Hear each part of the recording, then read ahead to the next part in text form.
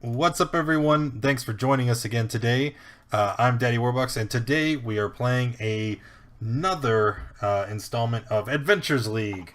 And this is our weekly event where anybody who's interested in playing in an Adventure League style game is welcome to join us, regardless of experience on Roll20 and or Dungeons and Dragons.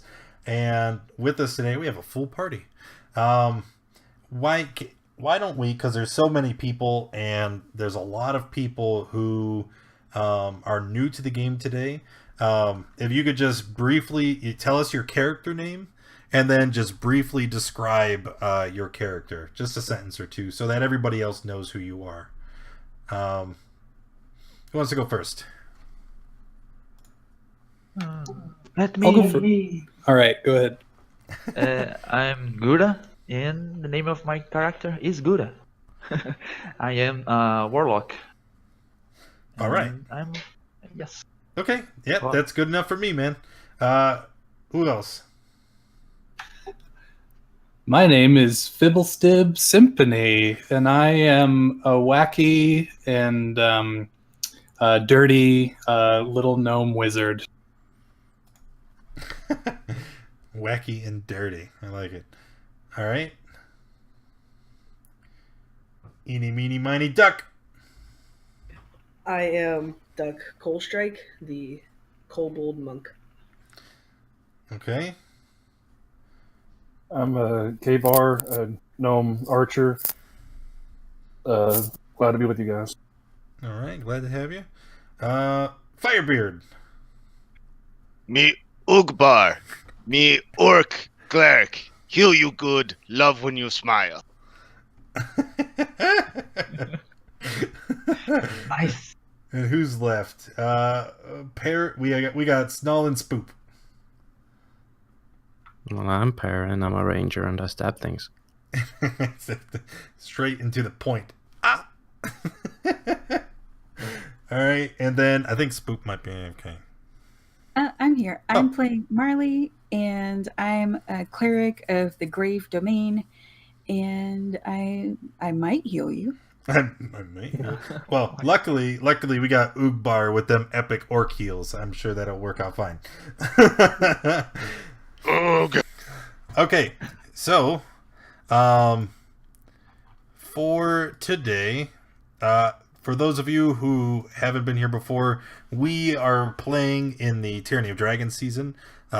Most of these encounters all happen around the city of Flan, and you guys are all going to find yourselves at the Laughing Goblin. And are you guys surprised? It's not the tea kettle this time. The Laughing Goblin is a large, dark, old tavern. It has seen better times. The woodwork is old and rotten. The plaster, which was probably white at one time, is now yellowish, and it's crumbling in places. The entire place smells like musty beer and mildew. All the light fixtures are rusted. It's really worn down. This is just a seedy tavern. There's a thin human female with long black hair cleaning tankards behind the bar, and she's chatting with a bald, overweight human male in the tavern's livery sitting on a bar stool. The sound of cooking and the strong smell of cabbage comes from the kitchen. At this time of day, there are a few guests, but it's not completely empty, with the customers sitting quietly in various corners. Just some more information about the tavern. There's 2 floors. There's the main area where you guys are now. It's an open space in the middle containing the bar. There's a small stage and a large fireplace. There's a number of booths lining the walls, and tables fill the rest of the open space in the room. And the only real decoration in the room is a large carved totem that resembles a laughing goblin. Hence the name, the Laughing Goblin. It's obvious looking at this statue that it's very worn and very old. Daddy Warbucks. Hey, who did that? Shelby, thanks for the sub. You know I love you. Okay. So you guys are sitting here. Would anybody like to do anything? I look around and I say this place needs a good cleaning. I give a uneasy smile and just kind of show off my orcish teeth. Is it bright outside? Is it bright outside? No, you're inside this this dark bar. Let's say it's dusk, right? I like this place. Fibblestib would pipe up at this point with a big smile on his face, and he would say, "It's not dirty. It's just finely aged." Okay. At that remark, I would groan and try to wave over a maid to get drinks for everybody. Okay. The woman who was behind the bar, she sees you gesture and she kind of holds up a finger, like one moment, and she just goes about her business. She does not seem interested at all in actually coming over and serving you. I'll prance over there and engage her in some conversation and try to get some drinks for everyone. Got your style, but brother, you're never fully dressed without a smile. Sorry for the pause. There's a event coming through. Wada, thank you for the host, buddy. Appreciate you. How's your night been? All right. So you're gonna head up to the bar and try to talk to her. Is that what you said? Yes, sir. Okay. So as you walk up, she nods in your direction, kind of gesturing that she's paying attention to you. And that's all. That's all you get. It's just the nod. I pound the bar with my fist and say, "Drink!" And she takes one of the steins that she has not yet cleaned and begins to fill it with ale and sets it on the counter. More drink! Okay, she lines them up, 5 tankards in front of you, and then she gestures out and she says, "That'll be 50 silver." I'll pay her, but I'll also go, "Me seek adventure. You know anything good?" She looks at you and she's very off put, right? And she's like, I'm not interested in talking. If you're looking for gossip and someone to chit chat, maybe you should go talk to Fat Mar. And she gestures to the obese human male that was tending bar as well. I pay the kind lady her silver and take the drinks to my friends and relay the information. Fat Mar. I don't really want to talk to him. Sounds like an idiot. Oh, he's that guy over there. He's not fat, he's just portly. I'm sure we've all seen better days at certain points. And Fibblestib, holds the giant full person-sized tankard and takes a glorious drink that leaves beer foam all over his wiry mustache. Okay. As you guys are, can just somebody roll me a perception check? Okay, Marley. As you guys are enjoying your ale, you there's a couple people in the tavern already, and you do hear bits of gossip as you're listening about. You hear them talking about some beacon that went out and a lighthouse, but you can't really piece it together. Just kind of listening in. Okay, I want to go over to this. Is it Fat Mar? Fat Mar. The other person you mentioned? Yep. I want to go over to him and I'll ask. So I've sort of heard that there's something about a beacon and a lighthouse, and the other barkeep said you might have some news. Do you know what's going on? He turns around and he looks at you. And he says, "Oh, why, yes, hello." He's like, "I'm always happy to chit-chat."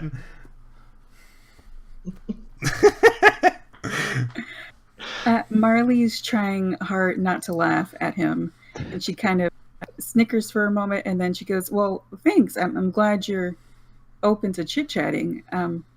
So do you know what's going on with the lighthouse? Oh my, yes! The beacon at Sokol Keep went out 2 days ago, and nobody knows why! It's the darndest thing, I tell you!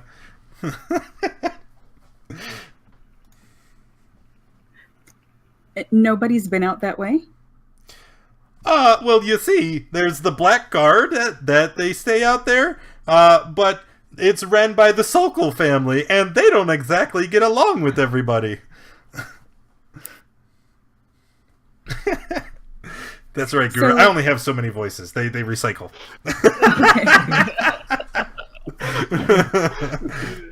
So I'm guessing that this is a coastal town? Yes. Okay. And the Black Guard guards the lighthouse and helps protect the town, but they don't like the rest of the town people? I wouldn't say that exactly. They don't like the Sokols. And the Sokols own it. And because they don't exactly get along, they're not letting anybody in there. Ah, I see. So is there anyone from the Sokol family around here? I do believe you can walk down the road and talk to the Sokols. Okay, thank you. Do you have any other information you think might be helpful if we're going to go to the lighthouse? Well, if what I heard is correct, those two ladies over there have a friend that works in the keep. I look towards the ladies that he's mentioning. What you see are two female humans. They're in some bits of light armor, and they seem to be battle hardened. They, like, you can see that they have weapons at their side and on their hip, and they're talking quietly amongst themselves. And they're from the lighthouse? No. They have a friend in the lighthouse. Okay. I don't got know. it. I only got to talk to them for a second, you know? Okay. I'd like to try and do an insight check maybe to see if he's pulling my leg or if what he is telling me he actually believes. Yeah, go ahead. He is telling the truth. It doesn't seem like Fat Mar has a single shred to be dishonest. He's Okay. a jolly guy. Well, I say thank you. I appreciate the information and just a bit of advice. This place could really do with a cleaning, and I mean, the cups are disgusting. How dare you? I think this is a fine establishment. Okay, just some advice, and then I walk back towards the table Oh. and share the information. He lifts his chin. He's not listening anymore. So we want to go see these Sokols. Well, the barkeep said that these two ladies over here in the armor might know something, that they're friends of the Sokols, I think. Well, let's go talk to them. Let's do it. Indeed. Okay. So walking up to the table, you see again these two ladies were talking to themselves, and while you're talking with them, they kind of stop their conversation. They look up at you distrustfully. Can I help you? I heard that you guys have a friend that works in Sokol Keep. And what's it to you about our friend? Um, Have you heard something? Did he contact you? I just wanted to know about the lighthouse. You slap him with guidance? Okay. That's Yeah. all right. So why don't you go ahead and make a no, not yet. Hold off on that. So they say, yeah, the lighthouse beacon has went out 2 days ago. It's been trouble for everybody. You know, the guards aren't letting anybody come or go from the port. There's fear of like the town being attacked by pirates because we won't have any way of seeing them coming. You know, it's a big pain. Fibblestib says, "Our toes tingle with the thoughts of adventure. We are just the people to solve this problem for you." Well, if I could be honest with you, Fibbletibbs, it's not really our problem. Our only concern is we have a friend who works at the keep, and he's been missing ever since the beacon went out. Ooh, the plot thickens. When was the last time you talked to your friend? He was here at the Laughing Goblin 2 days before the beacon went out. He was supposed to join us that night for ale, but he didn't join us, and we're kind of worried. Well, maybe we could go help you with that. Check up on him, but we need a way to get inside. Well, if you seek to get inside, then you only have two options. You talk to the Blackfist guards and see if maybe they'll allow you entrance to the keep, or talk to the Sokols and see if they'll allow you to investigate. But no matter what you do, if you happen to get inside, if you can find out what happened to my friend Grim, it would be much appreciated. And where will the Sokols be located? If you exit the tavern, and she points to the door, and when she does, okay, you see a crowd of dock workers entering the tavern. All right, and there's about 6 of them, and they're all carrying they all have scowls on their face. They're angry. Some of them are swearing amongst each other, and when they walk in, they point at the 2 women, and they walk up, and they kind of crowd you guys all out of the way. The door violently thrown open. Half a dozen burly drunk dock workers barge in. They march towards the 2 women, and they start pointing at them, and they're yelling accusations. "Your friends in the keep are costing us work! Where are they hiding?" bellows one to the women in front of you. The woman looks up and she says, "Sod off, Thyrus. Crawl back into the hole you came from before you and your friends get hurt." And she starts to stand up from the table. I'm gonna intervene and talk to this dock worker. Just kind of change the subject. Okay. So I need you to clarify a little bit more. You're gonna talk to him. You're trying to get him to what? To not fight the mercenaries? Yes. Okay. So kind of stop yelling. So what are you saying to him? And then roll me a persuasion check with guidance. I'm gonna pull out my prayer book, and I'm gonna ask him if he would like to hear about our Lord and Savior Drishelm. What? You're gonna try and convert him? Roll a persuasion check.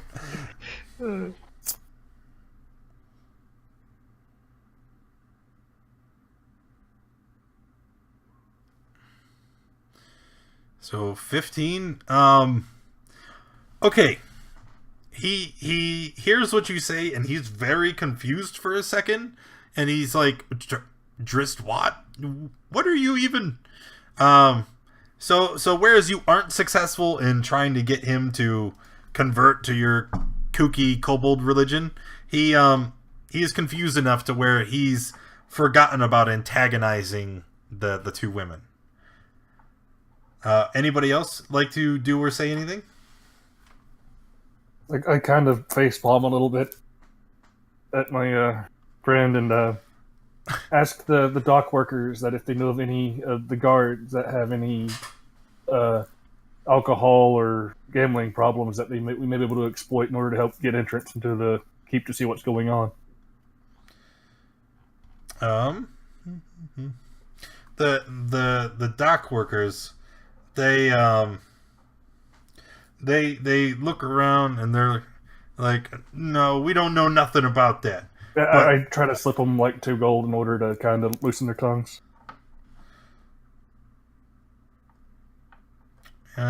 One of them kind of looks at you, And he leans in. He's like, Laila is House Sokol's administrator. She has an office by the docks. She's usually who we go to for jobs. You could probably count on her for information. Thanks for your help. And I give him the gold, and I didn't hardly touch my drink, and I give him that too. This one dock worker, he seems relatively content with 2 gold and a pint full of ale, so he's gonna wander off. But the other 5 are still standing there, kind of confused and angry.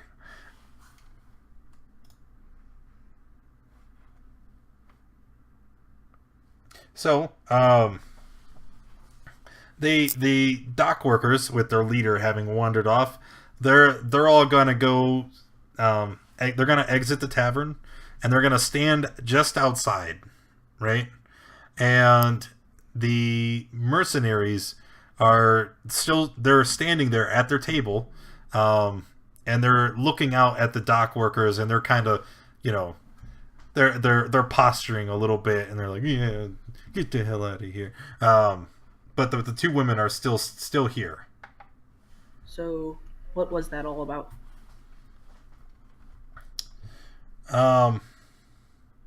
The same woman you were talking to, she turns to you and says that, well, they blame us because we're friends with Grimm. The dock workers blame the black guards for stopping all the trade, and without any boats coming in, they can't work, and now they're getting a little testy. Also, I don't think you answered my question before. Where were the Sokols? Well, you down by the docks, there's an office. You could meet with someone from House Sokol. Thank you. Before we leave, I asked him that the last time they saw Grimm if he was acting unusual, nervous, or anything like that. He did mention something. He was talking about a treasure below the keep, and that he was close to finding it. We were pretty sure that he was spinning tall tales as usual. Grimm did have a penchant for the drink.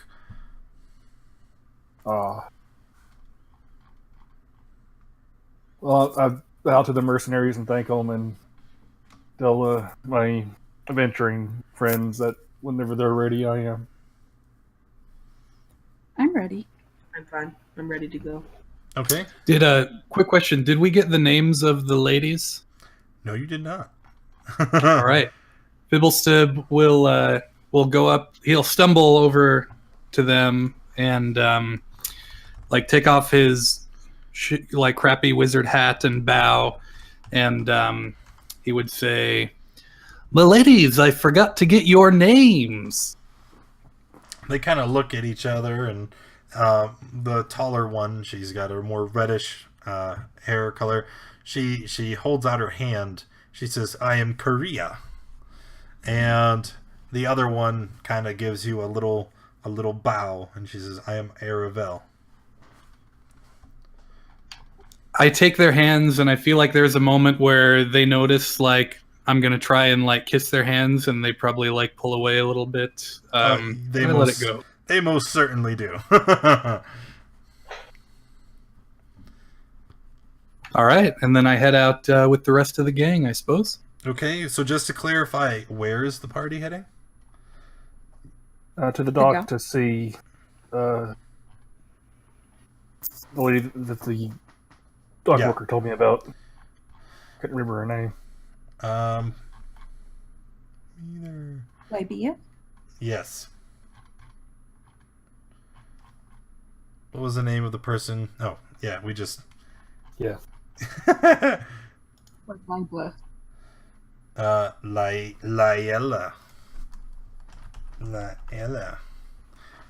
Laila. Well, let's go. Okay. As you guys exit the tavern and start walking down the road, you can see a platoon of Blackfist guards arrive, all of them wielding cudgels. as they are walking down the road, they just kind of push past you, like they're obviously not interested in you. But you hear them walk into the tavern, and then one of them, presumably the guard's leader, starts shouting about who is causing a ruckus. Doesn't concern you though. You guys keep walking, and from here we are going to the. I would like to randomly point at the fat guy and say, he's the one that's causing all the trouble. He did it. Sokol. Okay. The guards just kind of look at you, Ugbar, and they nod their understanding, and they go about talking to Fatmar in none too polite a manner. You're a bit of a bastard. Just a little. I like what you did there. So, as you walk into the House Sokol administrative office, you guys immediately you see a human female, late 30s, fine clothing. The room you're in it's well kept, it's very clean, but there is very little in the room. Like, there is a small rug, nothing fancy, just a rug. There's a desk. This room is just business. Like, there's no personal effects or items. She looks up at this large group that walks in, and she kind of eyeballs all of you and says, what can I do for you? We're looking for a Lila. It's Laila. Lila. How can I help you?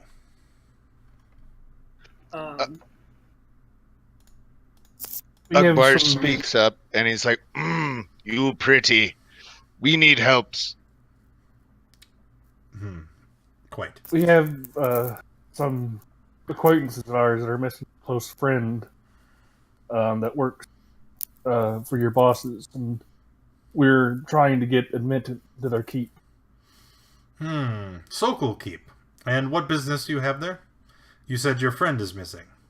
Yes, we have a missing friend, and we're also wanting to assist in trying to resolve the issue with the beacon being out, if we can. That would be most beneficial. You see, the Sokol keep, whereas we own the land, we really have no interest in it, other than the fact that the Black Fist guards have to pay us a paltry sum in order to use it. So it would be beneficial to get that up and running again. You may have to seek my brother Egon. He's the one who usually operates the keep. So if you go there, you may want to speak with him. I will have word sent ahead, and the caretakers will meet you upon arrival. Out of curiosity, however, what is your friend's name? I don't remember there being many guards that were stationed there. Grim. Oh, yes. Yes, I do. Yeah. It was a very small group. There was only like 6 guards, but he was one of them. He's right here on the ledger. She kind of taps the desk. Well, you may want to speak with the Black Fist representative. Just simply, she kind of leans over the desk and points out down the road. He's only 3 doors down. He's responsible for the scheduling crew on the keep, but either that or maybe you can hop on a ferry and head on over. Yes. Did you know Grim? I have not worked with him personally, but as the administrative representative for the Sokols, it was I who was responsible for his contract and payment and everything of the such. Was his contract about to end? And she riffles through some papers and says, no, actually it was not.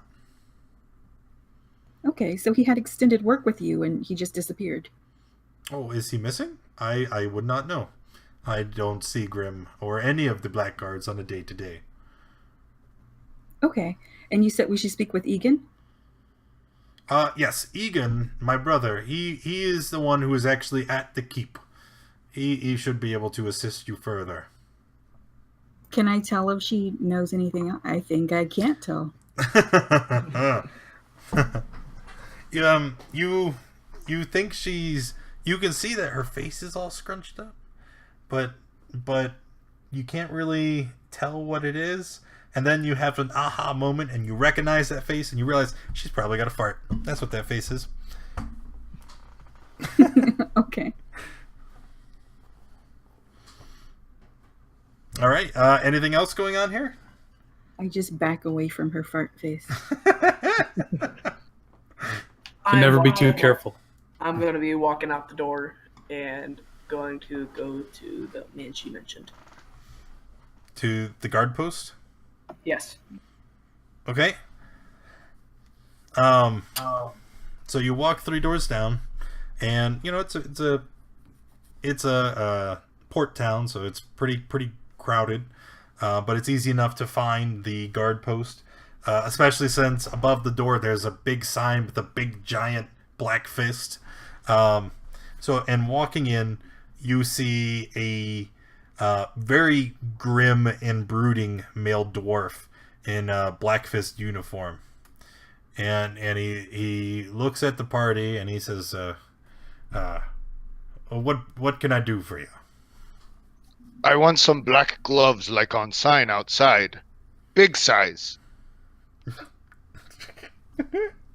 He gives you a sideways eye and he says, is that one okay?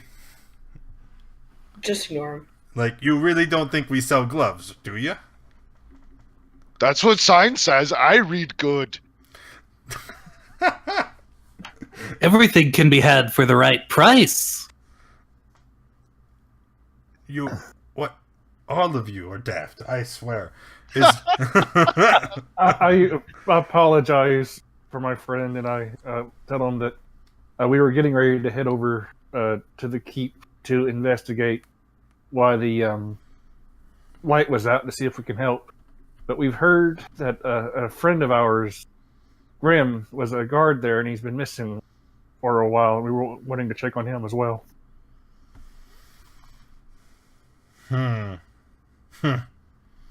Grim is missing, you say? Well, his friend says he is. We haven't been to the keep yet, so we have no idea of knowing, if he's just been working the past few days or... He's probably off carousing. He's a lazy man. I don't even know why he volunteered to work at the keep.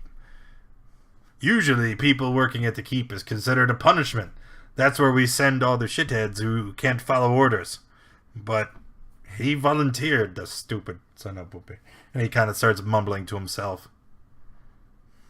Was there any, history at the keep that, what was it before it was a lighthouse, or do you know? Well, the keep it's always been used as just a defense for the shores here on Flan. But I don't know. It's a building, we put men there, and then they guard it. You ask me about history and stuff, that's not my expertise. I just hit things with this, and he pulls out an axe. Ooh. So, are you able to help us get entrance so we can at least help with the lighthouse problem? The lighthouse problem? Ensuring the beacon was lit was House Sokol's job. I think this is all the information that we can expect to get. Are you guys ready to get on the ferry? Been ready. Indeed. Sounds like this one has a case of not my job-itis. Wait, just one moment, though. Although I could give 2 dragon shits about that Grim, I am a little worried about my other men that were stationed there. There should have been 6 Blackfists that never came back from shift. If you name drop and the ferryman, tell him that I sent you. He should be able to waive your fee so you can cross to the keep. Never use the dragon's name in vain again. What is your name, Sir Dwarf? I am Hearn. Guard Sergeant Hearn. Well, thank you for your help, and we'll swing by on our way back through and let you know whatever information we find. Thank you. As I move off with the rest of the group, I say, 2 dragon shits would be a lot of shit.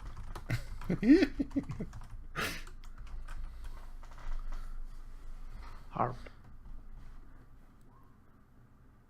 Okay. So we got a couple. So Marley and Fibblestip, I can be into. I think you have to pick it at character creation. So you guys walk out, right? And when you do, you can see a female moon elf. She's kind of tucked away in an alley that's adjacent to the guard post. And as you guys walk out, she kind of approaches you, and she walks up to Fibblestip. And as she walks up, without even saying anything, she pulls in her pocket. She reaches in her pocket and she pulls out a small pin with the Harper symbol on it. Hail, brother. Did I hear correctly? You're going to Sokol Keep? Indeed. Well, I have a proposition for you that might be beneficial for the cause. I love being propositioned. I had an informant. She was supposed to send word to us and meet us in a private room in the Laughing Goblin. She heard all of what happened, and if you're going to be going to the keep, I'd like you to keep your eyes out for anything that might be interesting.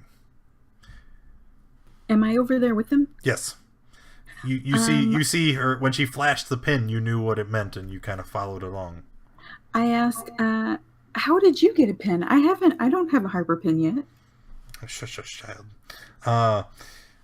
You see, if you can find anything, any arcane knowledge or anything that would be forgotten, any information that you think could be useful, if you recover it and return it to us, then we would be much grateful.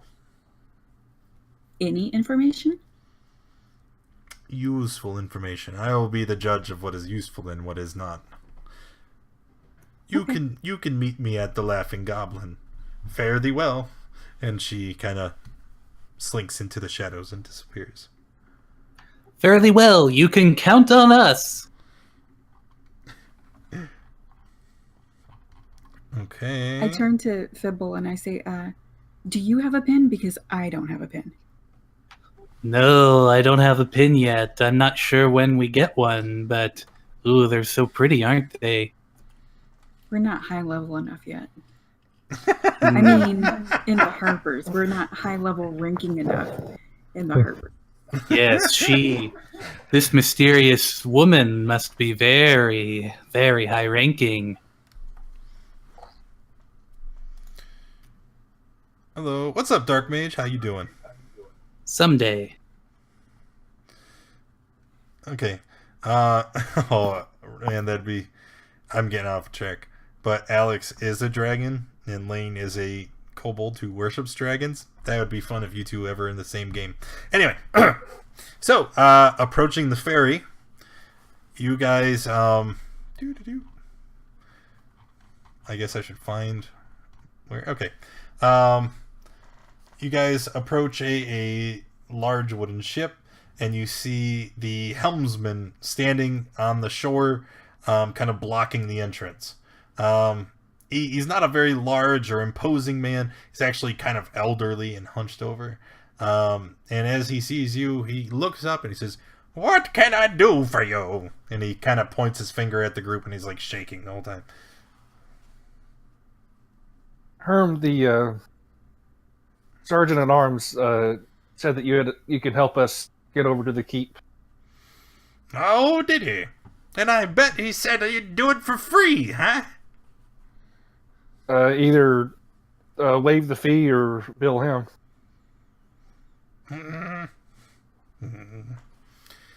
Get on the boat. I hop on the boat. Thank you for your help, sir. I follow suit. Okay. I look at the old man. Are you sure you're going to be able to ferry us across? Nah, just get on the boat. I've been ferrying this route for over 40 years. You're probably not even 40 years old. I've had dumps older than you. Get on the boat. Is this like a stable boat, or is it just like a small dinghy? No, it's a boat. It's a ferry. It's meant to hold a great many people. Yeah, I'll get on. Yeah, I hop on. As everybody gets on, I start thinking to myself, wondering why everybody in this town is so obsessed with poop.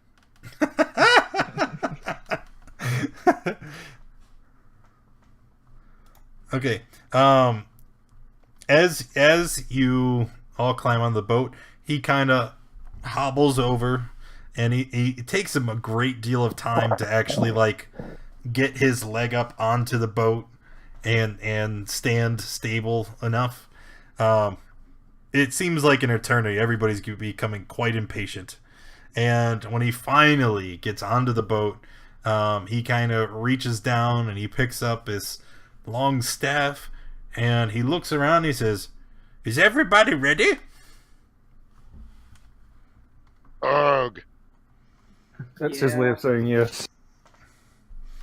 Okay, let's go. And he takes the staff and he bangs it against the boat one time, and then you don't see any hint of magic, but the boat begins to propel itself through the water. Ooh, impressive. Okay, it's a short and uneventful ride. It takes about 40 minutes to cross the distance to the island where the keep is. As you begin to exit the boat, old man says to watch your step. Thorn Island is very steep and slippery until you reach the keep. Thank you For the warning. Yes. When will you be back to pick us up?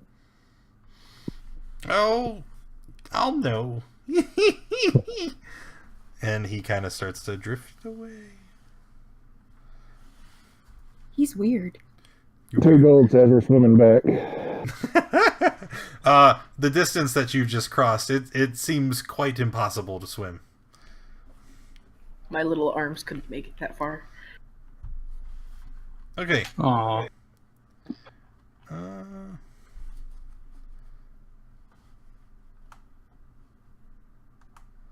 Doo-doo.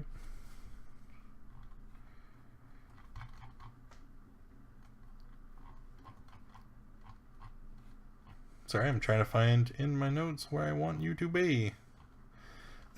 There we go. You guys begin the trek up a narrow dirt road into the keep.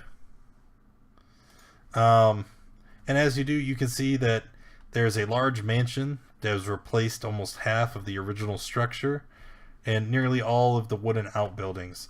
The mansion appears to be quite comfortable, though not very defensible, with large glass windows instead of arrow slits. The grounds are relatively well maintained and in good repair, and the courtyard is empty except for a few practice dummies likely used by the Blackfist guards.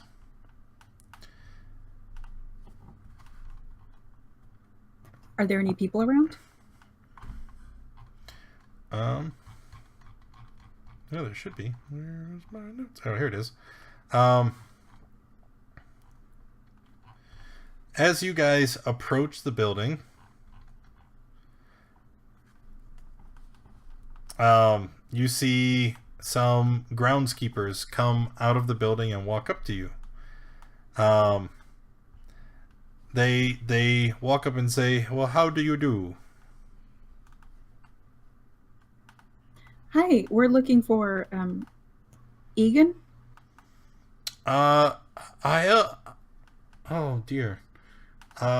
Unfortunately, we do not know where Master Egon is. Could I do an insight check to see if he's lying? Sure.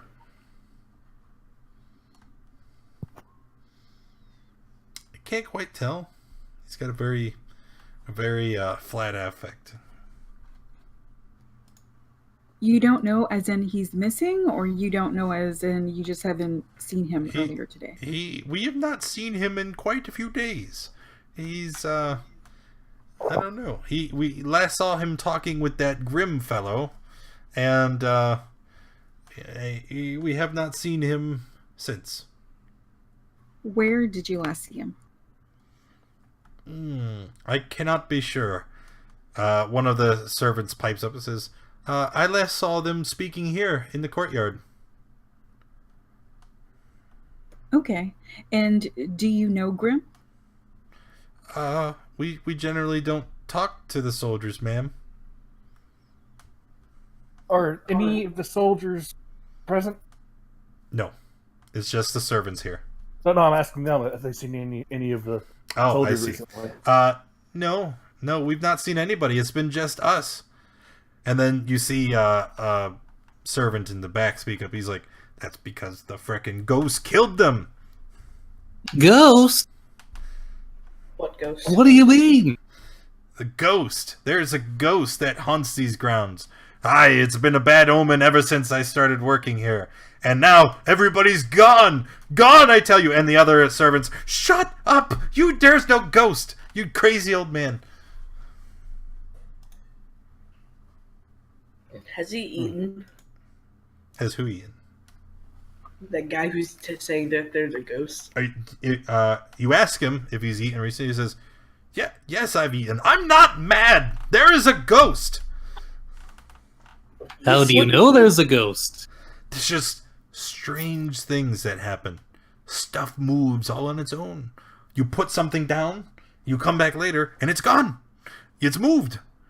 Or sometimes strange chill on the air, but there's no open window. No breeze at all. I'm telling you, this place is haunted. The chill you speak of, is it the same room in the keep that you feel it? Generally, I first noticed it in the east wing, but I don't. It seems to follow me sometimes. One of the other servants speaks up and just says, "Yeah, it's a drafty old place. It's not a ghost, you dolt." Does anything else? I mean, are most of these occurrences kind of like set on that east wing? The man who was kind of freaking out, he says, I can't. This whole place is haunted. It's not just one place. It's the whole thing. The whole thing. Akbar runs up and gives him a big friendly hug and says, "Oh, calm yourself. Tell me, do you know any history about this?" He is quite alarmed by this massive orc just running up and grabbing him. He's like, I set him back down and just walk away. So the house administrator, Libya, asked us to speak with Egon, and if he's not here, we will look for him and do some investigation. So we're going to Could you please? We don't know what to do without Master Egon. You and the other servants won't get in our way, right? We'll have free reign to search throughout the house and the grounds. Absolutely. Perfect. Servants, we will need supplies. Give us medical things and food and water and shiny things. I'm afraid I don't think that we have access to those. What do you mean? You don't know where food and water is? No wonder you're on this stupid island. No, I can't just give it to you. Everything on the grounds belongs to the Sokols. If we were to take it and give it to you, it would be stealing, and we would certainly be whipped and lose our jobs. I'm worth it. So you choose to be whipped. Nobles can be quite cruel, little one. That's true. Says the noble. Do I see anything else in the courtyard? Do you want No. me to roll perception? No, there is nothing else. It's just those things that I described earlier. Okay. So there are like, you said that there were smaller buildings, like tool sheds or work sheds or what? There are two smaller buildings off of the courtyard, right? Like there's the main entrance, then there's these two smaller buildings, but they're blocked off, and it's obvious they're not in use. Okay. So they're blocked off. So I guess the only place we can really go is into the house. That's right. You're getting railroaded. Whoop. Okay. Go forward.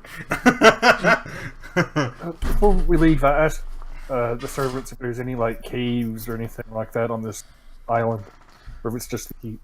Caves? Well, I certainly don't think so. To my knowledge, the only thing here is the keep. Okay, thank you. We'll start our investigation. You said that there was an east wing of the keep. How many wings are there? The east and the west. And that's it? I do believe. Okay. Let's start with the east wing. Okay.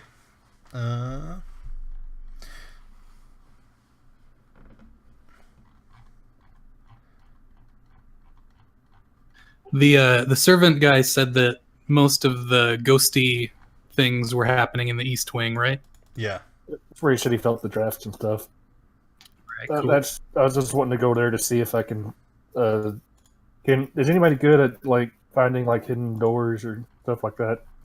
I've got a not horrible investigation score. Okay. So as you guys head to the east tower. Sorry, I'm trying to read through my notes.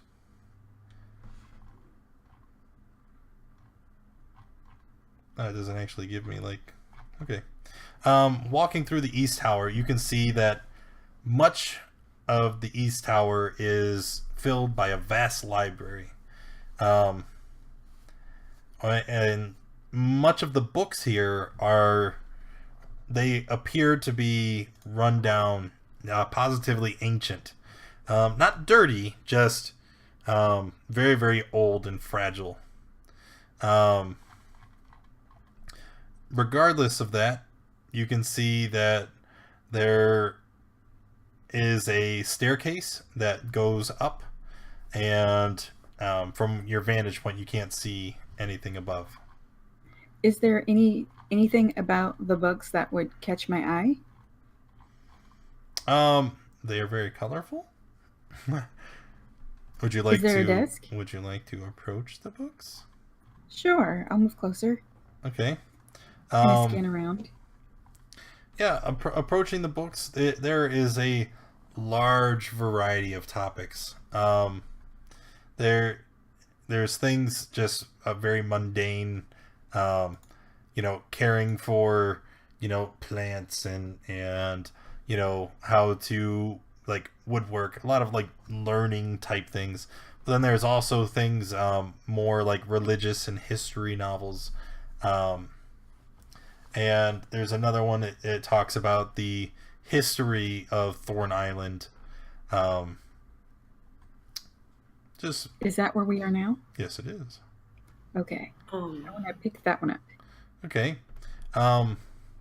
When you grab the book and you open it and you begin to thumb through the pages, it's like you begin to read and then the book just falls to the ground.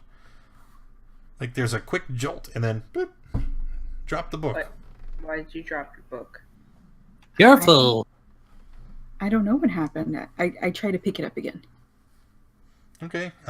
Pick up the book and begin the read. It's a very dull and uninteresting book.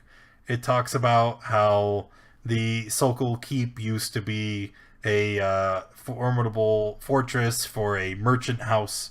The beacon was placed there to act as a lighthouse for ships that were entering the bay, so the merchants could make trade. And it's not very interesting. It's boring stuff. But as you are reading, Ugbar, you feel this very cold draft, and the source of the cold seems to be coming from up the stairs to the eastern tower. I just tell everybody that. Can I look for a book that stands out or different? Yeah. The one that catches your eye, Duck, you see a book talking about the dragon massacre of Moonsea. Oh no. I begin reading. I thought you were going to say it was about dragon poop. No. It talks about how there is this massive fight many years ago, and it ravaged the entire Moonsea region, and how the keep here what's up, Dimitri? How the keep here was used to defend the island against a dragon attack, and how part of the original keep was destroyed when the dragon was slain and he fell to the ground. I don't like this book. Does anyone have a torch? I lift up my necklace, my Stone of Luck, and it begins to emit a green light.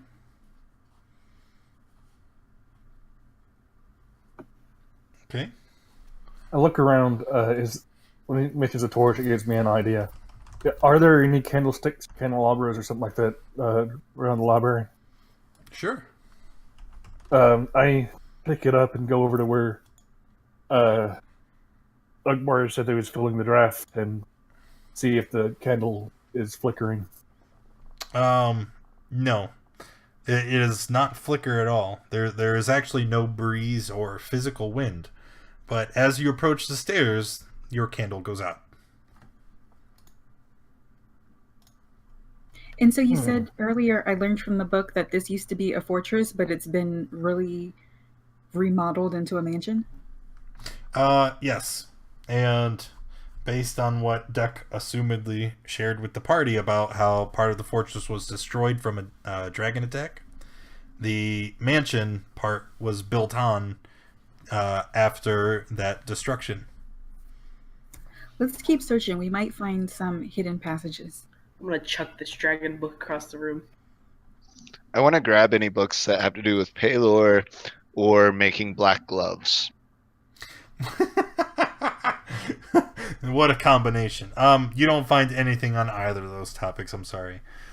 And you said that the candle went out when he headed toward, was it a stair, like some stairs? Yes. Was it stairs going down or going up? All right. I suggest we go this way and see something here is not wanting us to go up there. Yeah, I think you guys would see Fibblestib get like real serious and focused randomly, and it would be kind of weird. And I just want to start making my way slowly up those stairs, like checking the walls, like running my hands along them, and like looking for, hidden hidden like panels or anything like that. Slowly making my way up. Ugbar just pounces past you and just stomps up the stairs. I just kind of follow. Before going up the stairs, I take my bow out and start testing it, just making sure it's in fully functional order, and then I'll follow suit. By the way, in the library where we're leaving, was there a fireplace? No. All right. Cool. Okay. I know you said you were walking up the stairs very carefully, searching for things. As you go up the stairs and onto the second floor of the tower here. No visuals. Paylor and the Forgotten. Yeah. As you were walking up, you see that the second floor is mostly filled with furniture. Okay, and not, it's not arranged in like room and decor. It's just it's all storage, and there's a thick layer of dust and cobwebs over this portion of the tower. Just first glance, it looks like nobody's been in the tower for years. Is there anywhere the dust looks disturbed? Ugbar looking around. You don't see anything wrong. It's like, there's stuff This here. is a nice place. I like it. Can I tell what's stored in there? Furniture, chairs, desks, couch. There's a wardrobe. I start rifling through the desk and see if I can find anything. Can I make a perception check to see if I noticed, like I said, like dust stuff for? Yeah, perception, please. Okay, you notice that one of there's some furniture has been moved back and forth, right? You can see on the ground like groove marks where this heavy wardrobe has been moved out and in, and it looks to have been repeated many, many times to wear these grooves into the ground.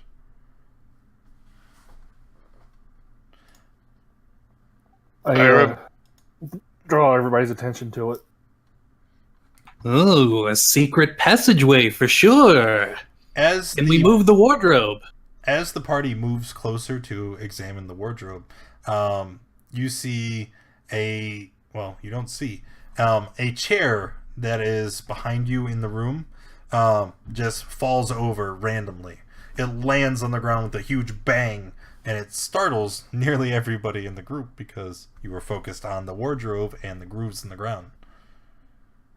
Was the chair close to us? No, nobody was near it. I charge over to the chair. Yeah, I run over to the chair as well, and I was gonna whack it with my quarterstaff. But I say, "Be gone, ghost!" It fell over. It could have just been wobbly or something, or some animal. Well, let's just keep moving that wardrobe. Before we do that, I'm going to look around the room to see if we can find some flour or some powdery stuff, dirt, something I can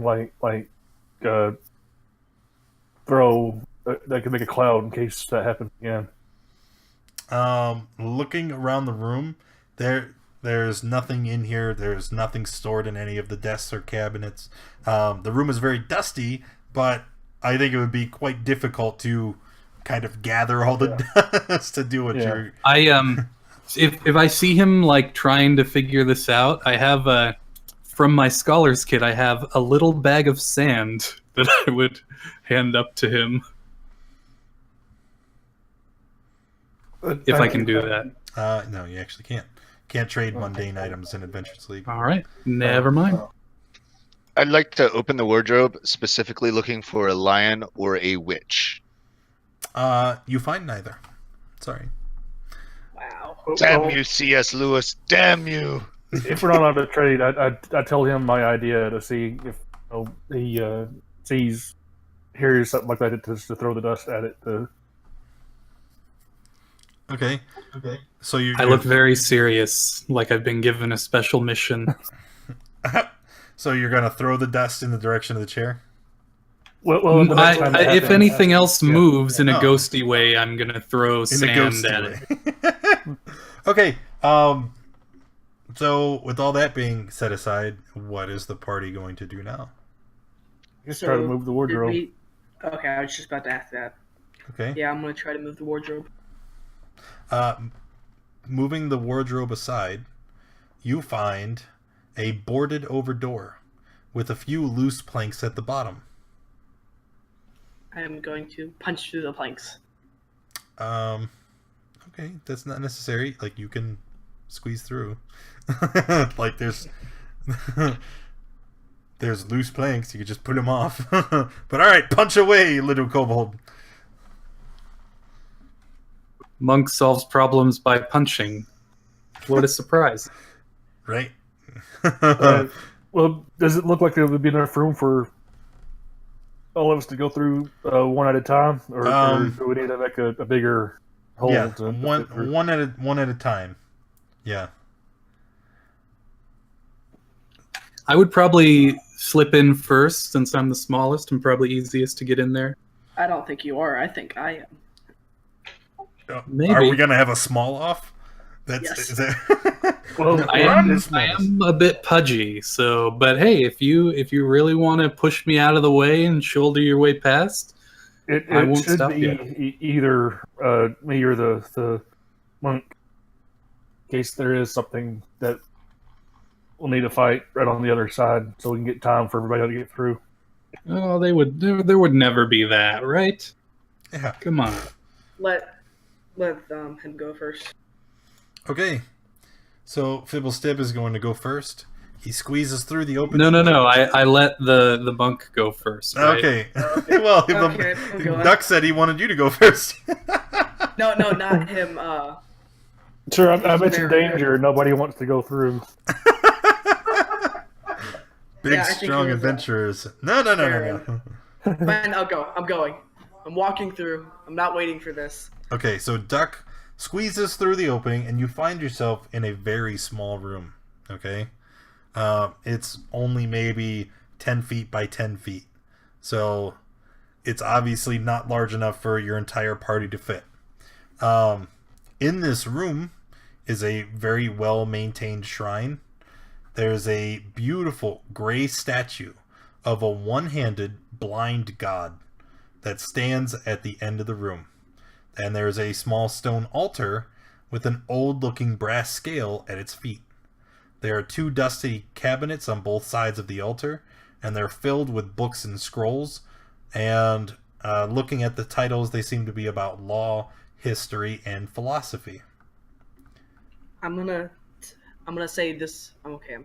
This room is not very big, guys. I want Fibblestib and Marley to come in. Okay. I go in.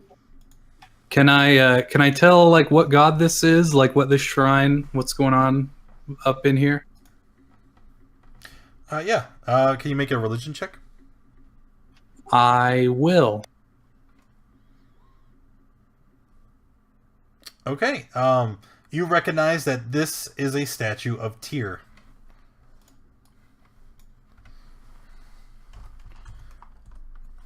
Nice. What do we know about Tyr? Tyr, he's a law of he's a god of law and justice, right? Like he's one of the most holy and sanctified. He's known as like the maimed god because he only has one hand, and because he's been blinded. But followers of Tyr are usually lawful good, and they believe in adhering to justice. Can I start like going through you said there was like some scrolls and stuff. Can I start checking those out? And I'm kind of this place was hidden, and I'm thinking like there might be some interesting information or arcane knowledge hidden in these scrolls. Through all the scrolls and books, you do not find anything of that nature. You do, however, find a journal. And it sticks out to you because among all the books, this is handwritten, and the journal lacks easy reference points. There's no dates. There's no contents. There's just random notes all over each page, including sentences in the margins. it seems more like a collection of thoughts and notes than an actual journal. The handwriting is actually quite decent, but because of the collection and the way that everything is written, it makes it difficult to read. The entries kind of ramble on, and trying to read through it is quite difficult.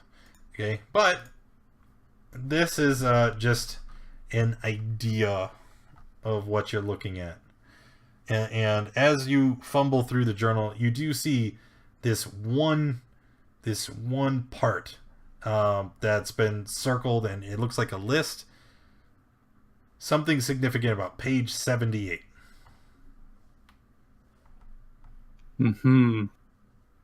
Yeah, I'm definitely like saying to the team like something interesting here, a journal, I think, and all that, and like it's confusing. And Can I make some sort of roll to make more sense of what's going on or what the significance is of page 78? Absolutely. Intelligence, please. All right. It's just intelligence? It wouldn't be investigation? Sure. You can investigate. All right. Okay. So you're going to sit down and you begin the arduous task of reading through the journal. Okay. This is going to take quite some time. So, you spend at least an hour thumbing through the pages, looking through it. I would tell you guys you could take a short rest, but we haven't been in any combat, so nobody's hurt. No spells have been expended, really. But as you search through the journal, okay, there are a couple things that you're able to learn, but you do not understand the significance of page 78. Okay? You know that this journal belongs to Egon. And it's going to be evidenced by the fact that it says players hand out Egon's journal, herp-de-derp. Maybe I forgot to crop that out of the picture. You also learn that he was searching for something. There is something that he is looking for, and the journal seems to be his notes about locating whatever this is. Do we all know this, or only Fibble? Fibble learns it, but he reads out loud, apparently. Yes, I would be sharing it with everyone. I'm not being that kind of guy. You also know that we're a team. Never started. He never took this search for whatever it is very seriously until he met Sergeant Grimm. And the breakthrough that came about the location of this object, it came to Egon when a book about Tyr literally fell into his lap. And as you guys, as Fibblestib reads this out loud, there is a knocking sound coming from the wall in the eastern part of this room, and it's just a very quick. I throw my sand at it. Throwing the sand, it will have no effect. It just kind of and falls to the ground. I'm gonna go investigate what that noise is. Okay. No need to roll. Investigating the noise reveals nothing. There is no physical source for there to be a knocking sound. There's nobody on the other side of the wall. There's nothing near that would be banging or knocking. No wind to move anything. There is a knocking. Maybe page 78 alludes to the book about the island that we saw downstairs. Wait, or didn't in the hidden room, didn't you pick up a book that was, or did anyone look at any books in there other than the journal? Well, it did mention about the book about that god, whatever his name was. Tyr. Right. But we learned that just from my religion check, not from reading a book that was in there, right? Is there a book of Tyr in here? Negative. The How about- Egon's journal mentions a book of Moonsea cults. Maybe that's part of page 78. Yeah, I was gonna say also there's a huge bookshelf downstairs. Yeah, Right. let's go back down to the library where we saw the books. Definitely. As you guys begin to leave, like right when you get to the door that leads back to the stairs that spiral down, you again hear.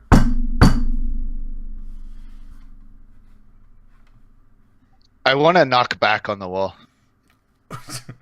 Okay, doing so doesn't elicit a response. Ugh. Well, there it is. Oh. It says the Book of Moonsea Cults by Thamos Tier might contain more. On that handout.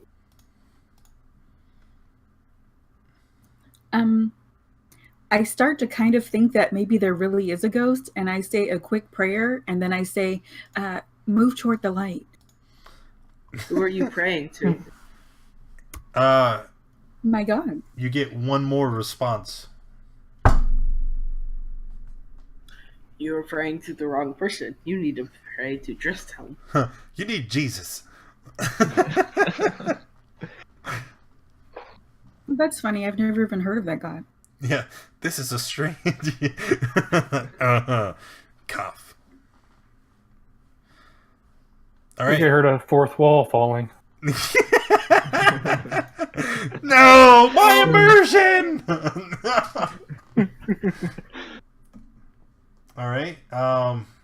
So what are we doing? You're going back downstairs to the library at the bottom of the East Tower, and the party. You go on. Yeah, taking another look at the journal and making sense of it and whatnot.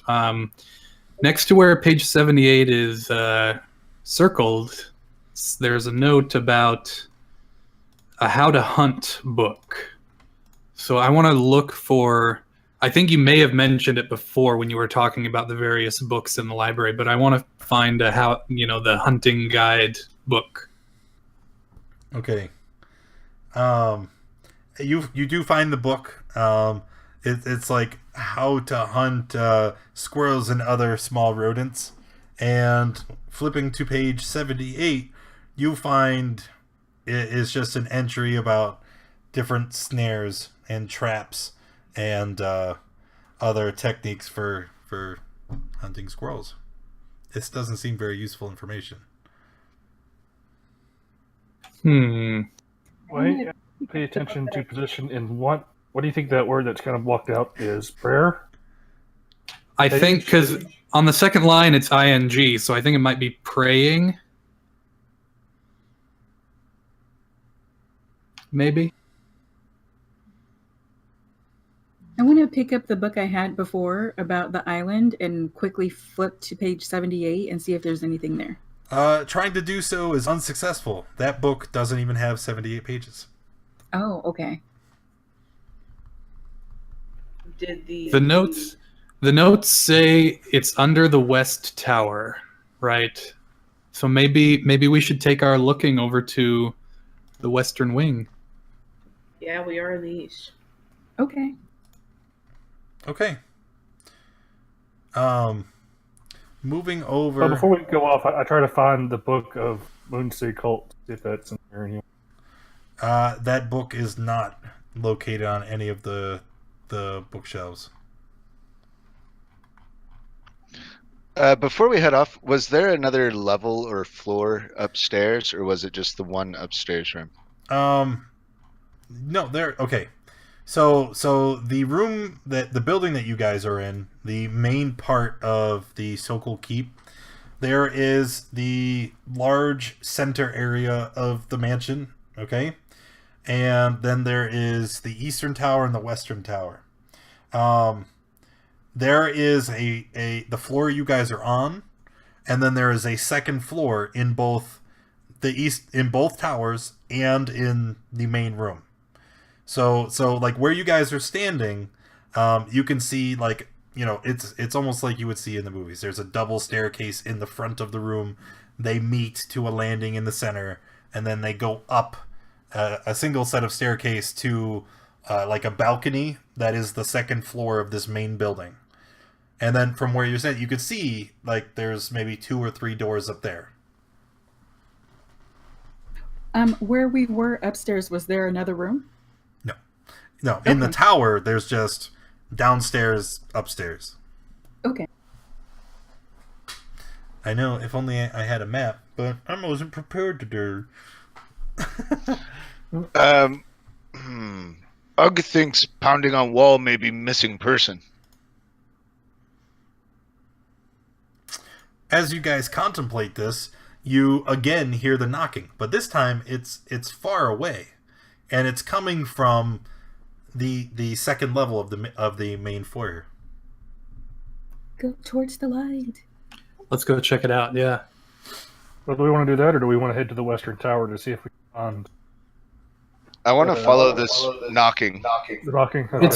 It's yeah. We're heading that way, right? We're taking the scenic route. Okay. As you guys, walk upstairs, you can see that there's 3 rooms at the top landing. One of which the door is locked with a padlock, whereas the other ones are hanging slightly ajar. Ugg kicks in the padlock door.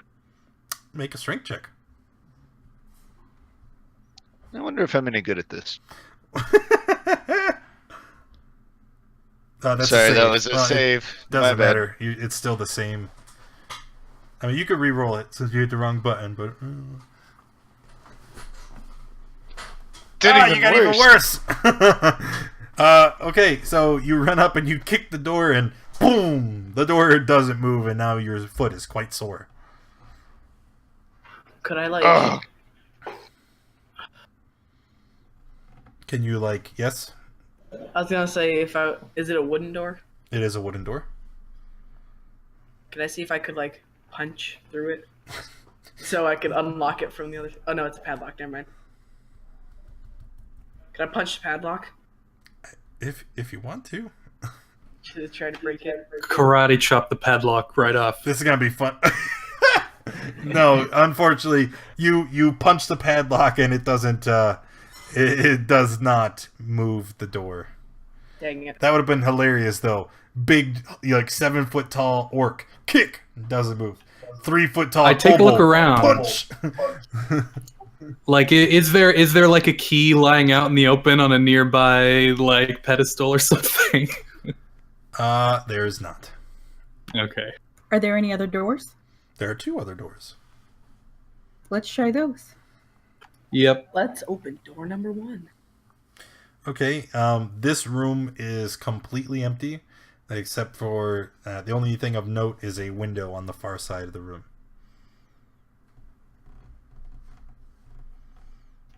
All right. Boring. I head to the next room. I'll follow. Okay. Does anyone have that the Dungeoneer's pack? I think is the one that has the crowbar in it. They've got to wedge and work the I door do. open. I do have I have a thieves tool set. Well, Are you look at proficient in that. thieves' tools? I mean, we could try. You want me to try opening that door? Yeah. Yeah. Try to pick the padlock. All right. Go ahead.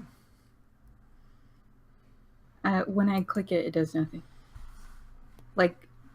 I just click the tools under my Yeah. tools and It proficiency. should say it should say what proficiency do you want to use box to pop up, or what attribute okay. rather.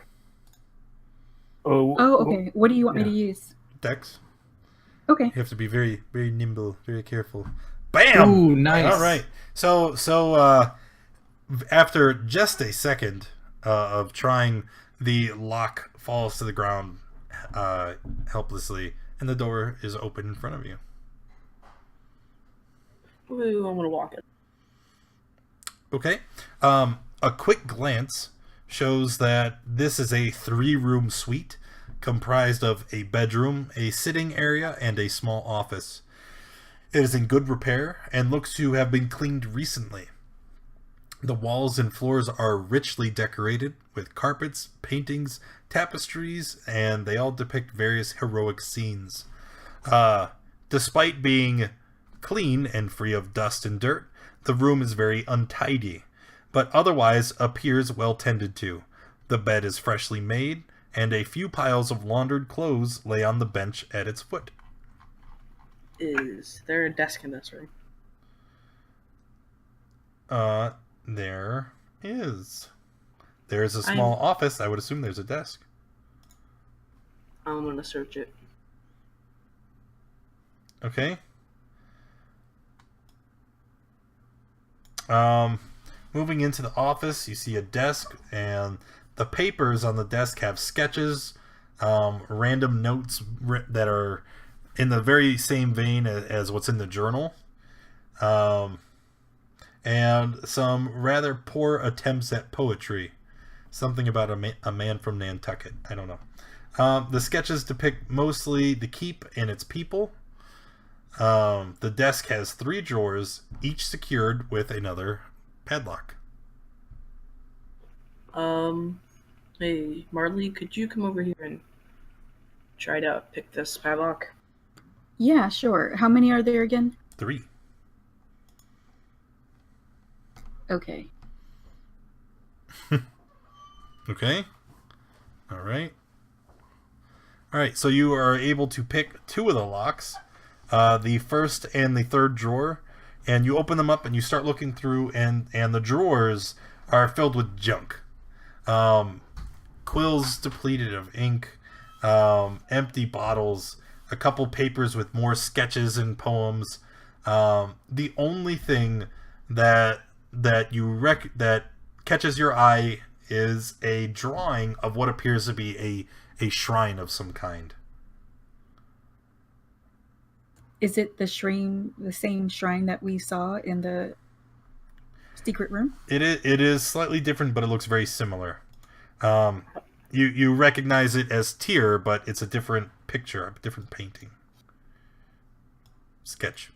I'm gonna use all the words. I don't know. Okay. What's in the second drawer? It was nothing, just junk. Okay.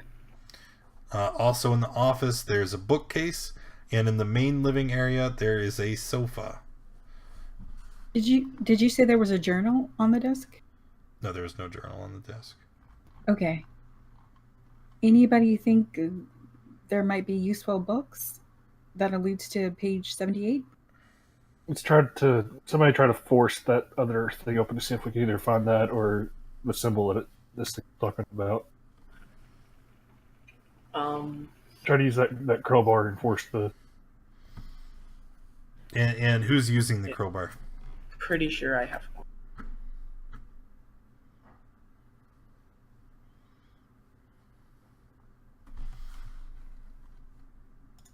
Well, what kind of pack do you have? Dungeoneers. I think Dungeoneers is a crowbar, right? Dungeoneers pack. Yes, you have a crowbar. All right, so you're gonna make another strength or athletics check to try and pry the lock off, and you're gonna have advantage because you're using the crowbar. 15. All right.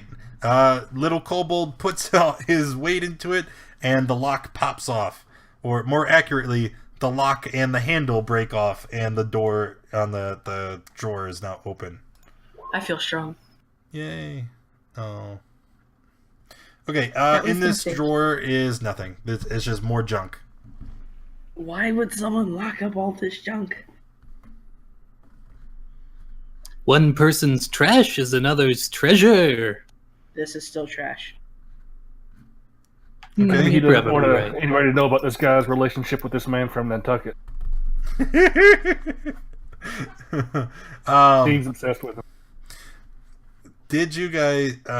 is there anything else you want to search in the office, or are you going to look at one of the other rooms? Was there like a bookshelf in here or anything? There is a bookshelf. I want to see if there's a hunting book on the bookshelf and look at page 78. Investigation check, please. Oh, or a Moonsea cult book, you know. Yes. Yeah, I'm going to check for the Moonsea cult. 22. Okay, so as you guys look through the bookcase, there's a wide array of subjects from heroic stories to dusty histories, mostly on the Moonsea region. None that are focused on cult activity, however. They do talk about theological debate.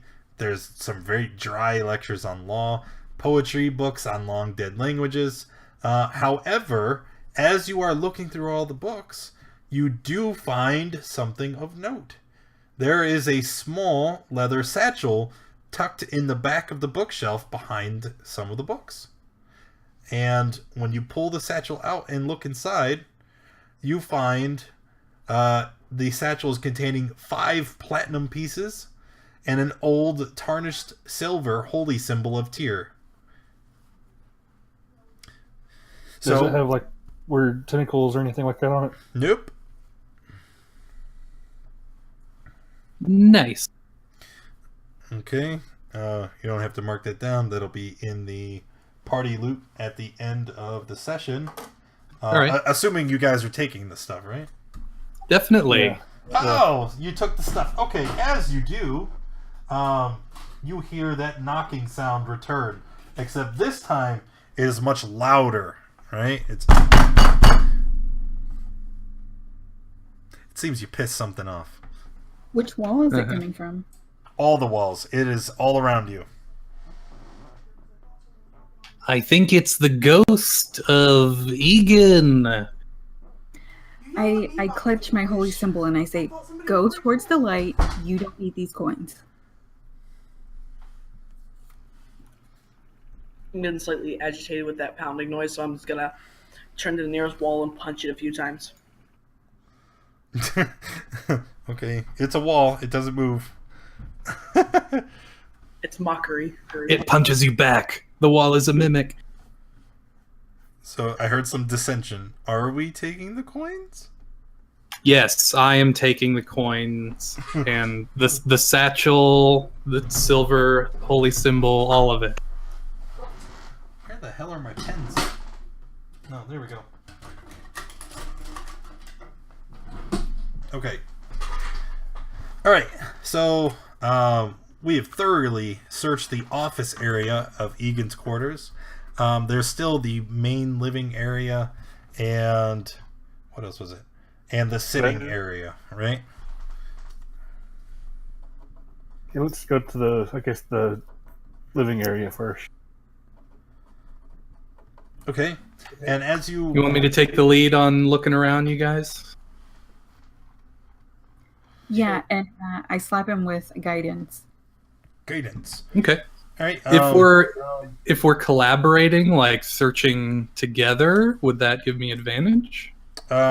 Negative. If the whole party is searching as opposed to one person, then I'll probably do a group check where everybody will make the roll, and if the majority passes, then it'll be a successful check.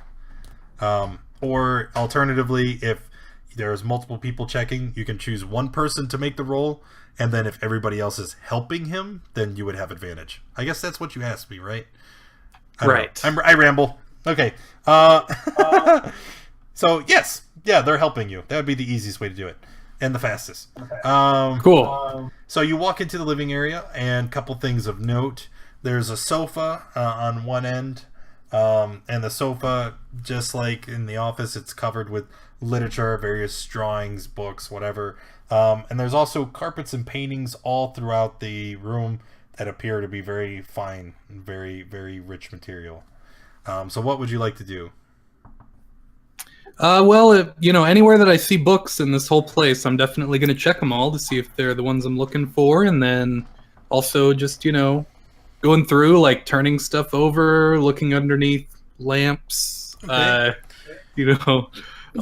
seeing if there's any weird parts of the wall that are looking at me funny, all that good stuff.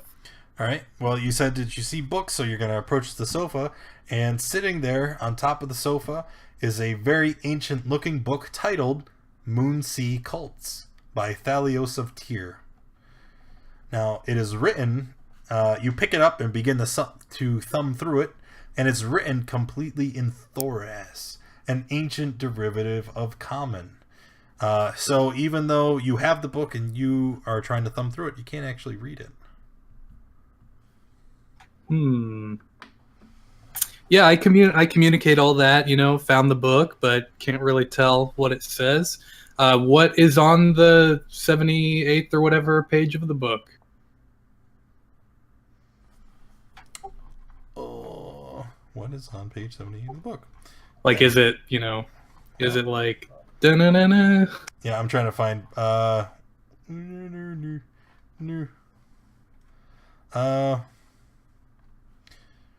page 78 locates a passage written in Common next to a passage in the book is a picture of this corporeal shape, and in Common is the caption, "Just One and the Great One." The rest of page 78 itself depicts some of the cult symbols, secret signals, and prayers, all of which are in Thoras along Forgotten Tongue. It said it was a derivative. Is it kind of like the equivalent of like Old English, where you can at least pick out a couple of the words and be able to understand what... I would say no. It's more like how English is based off of Latin. Oh. So, yeah, just because we speak English doesn't mean we're going to hear Latin and be able to comprehend it. But you see just one and the great one. And then all these symbols, secret signals, and prayers. Mm-hmm. Is the what do the symbols look like? Tentacles? Nope. Nothing tentacle-y. Is there a note in the journal about tentacles? Is that where that's coming from? Yeah, it's like the second one. Tentacles are a weird thing, symbols, yes. a head surrounded by tentacles. Ah. All right. Okay. Well, it says that it also said something about like praying to the position being important. So, don't see anything there about the great one. Maybe we must speak these words in front of the statue, and it will teleport us where we want to go. And assume the gestures. Hand plus those words. We need to figure out what position her hand needs to be in, I guess. Yeah, can we tell that at all? Because you had said there's like symbols of like gestures for prayers on that page, right? I could tell you that information is not on that page. All right. Can I check out the paintings and see what's going on with those? You absolutely can. Once I find it again. Okay. The artwork depicts scenes of heroism and sacrifice. Among them, a female knight in shining armor facing a red dragon in a burning village, and a priest bathed in light keeping a group of undead at bay, while his congregation barricades itself within his church. The scenes are a bit idyllic in the side of good always appearing to be winning. Dang it, I wanted the dragon to win.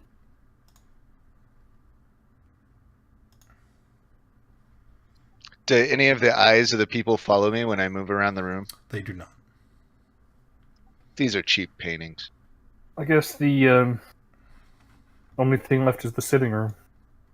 Yeah, I do want to, I want to take that book, like hold on to it. Can I check behind the paintings? Absolutely. Do I have to roll? What do I roll?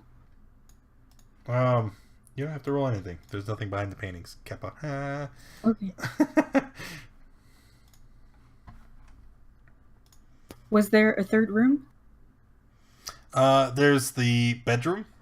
It has a bed in it, and nothing else. It's untidy. Notes, drawings, Man from Nantucket poems, but nothing of note.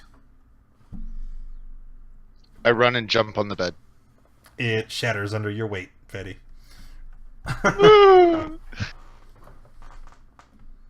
Did the destruction cause another knock? No, it did not. So this was the middle between the two wings, and there's another wing? Correct. Okay.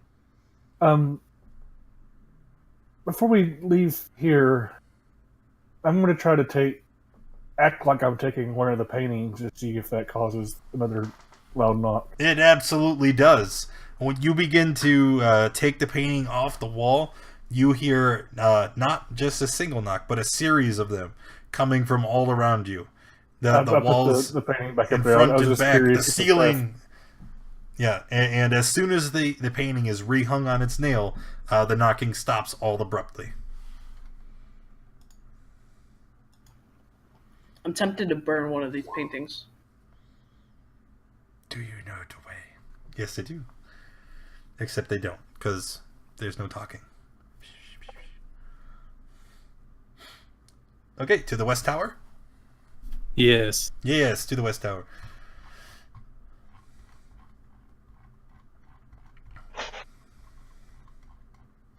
All right.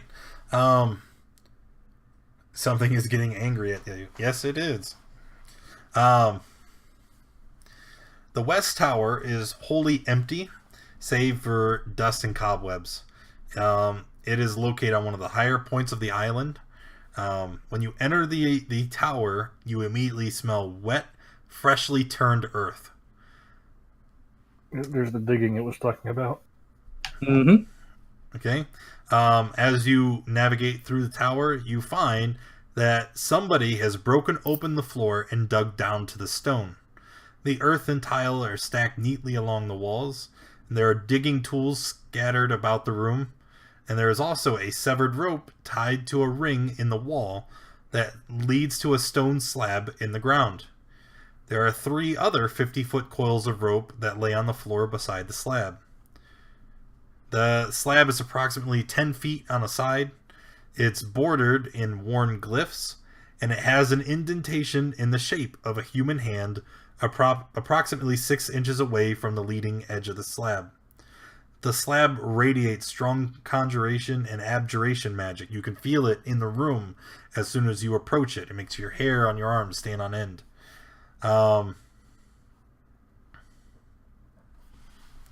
Does the symbol of cheer we have match the indentation? No.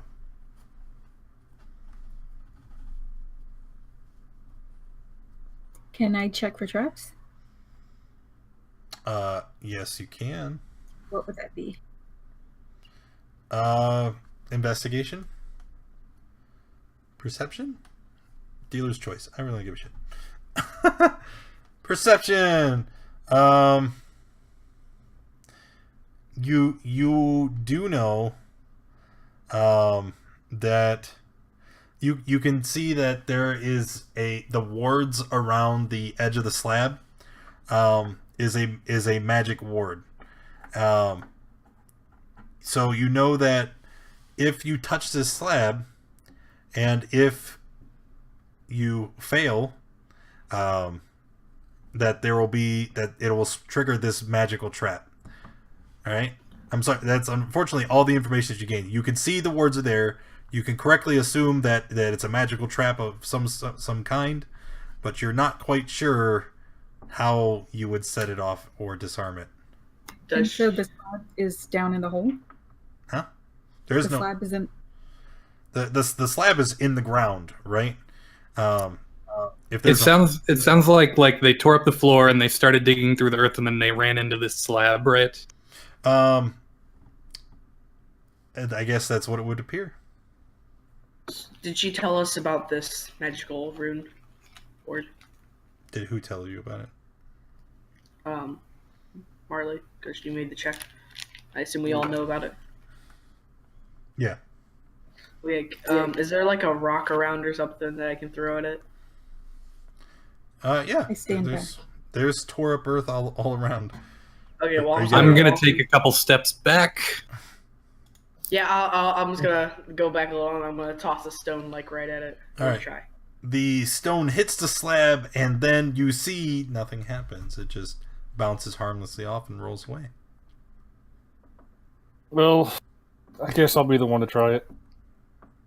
Hang on. I want to try one more thing first. Feeling the reverberations of the magical auras coming off the thing. Can I try to make out like I'm thinking like, you know, she found out it's a magical trap, sure, and like usually there's like a command word or something, or like some way to disarm the trap magically. I'm wondering if I could maybe make an Arcana check to find out a little more. Sure. Make an Arcana check. Oh no. That's not what I wanted. So you get the impression that, you know, the only thing you need to do is stick your hand in that hand indentation, and then it should open the door. I put my hand on it and see what it says to under the, was it Tome, Mono, Tome, Mongilio? Mono, Magalo. Magalo. Yes. Yeah. All right, that's close enough. And when you do so, okay, two things are going to happen. One, you get a hint of ozone, and there is a flash of pain that arcs throughout your body. I need you to make a con save. Hey, does... Let me check on them cunning first. Nope, not con. I'll just click on con, right? Oh. That'll do. That's actually okay. So you are going to take 4 lightning damage, but you will not be stunned, so that should come as a relief. And at the same time as you take that damage, the slab vanishes into nothingness, and the passage it reveals drops down into darkness. Musty, moist air wafts up from the void. Below, your light casts dancing shadows on what appears to be some sort of room with a finished tiled floor. Okay? So... And like how far is it down to the floor of this room? Say 50 feet. Whenever that happens, All I right. just say, I'm shocked. Nice work, K-Bar. And I like pat you on the, you know, calf or whatever. No, we're both gnomes, so I get it. Oh, right, yeah. We are both gnomes, so I pat you on the shoulder. My calf. Yep, it's kind of awkward.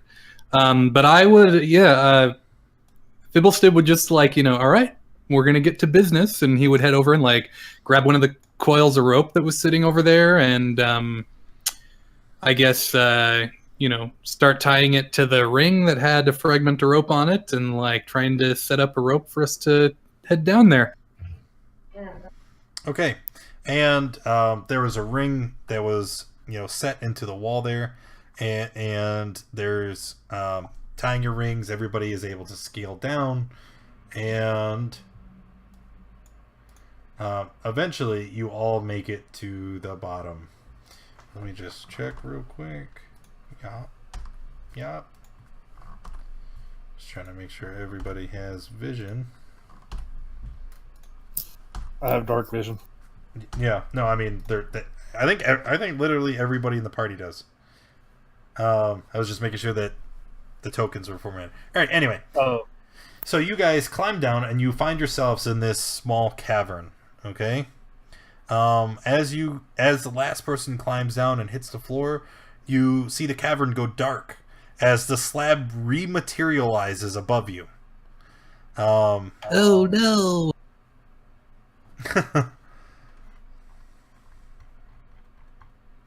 Alright, the hole you entered bores through about 5 feet of solid rock before emptying out into the room approximately 50 feet below. The room has a low ceiling. It's only about 10 feet high. While the floor is stone, it is covered by a layer of thin mud, which you see a number of other people, which you see tracks of a number of other people heading through the corridor to the north. You look around the room and you can see the following features as well. somebody has cleared parts of the wall and floor, revealing the remnants of some kind of fresco that is pretty faded. As you guys lean in to look at this fresco, right, you can only see a couple things. You see that same incorporeal shape that you saw in the Book of Cults, and then also in common you see the words Dagon, Demon Lord and Prince of the Depths. Okay. Looking up, you see on the opposite side of this of the slab that is just materialized. Since everybody has dark vision, it's 50 feet up. Your dark vision lasts for 60. Looking up, you can see on the slab there the runes are on the bottom side as well, and you see another hand indentation. And then you also see that there is a beaten brass door that leads out of this room right here, and that door is open. Yeah, Fibblestib would like stick near the back of the group, but he would pipe up a little bit and say, Egon's journal said that he was going to wait for the rest of the guard. They probably all came down here.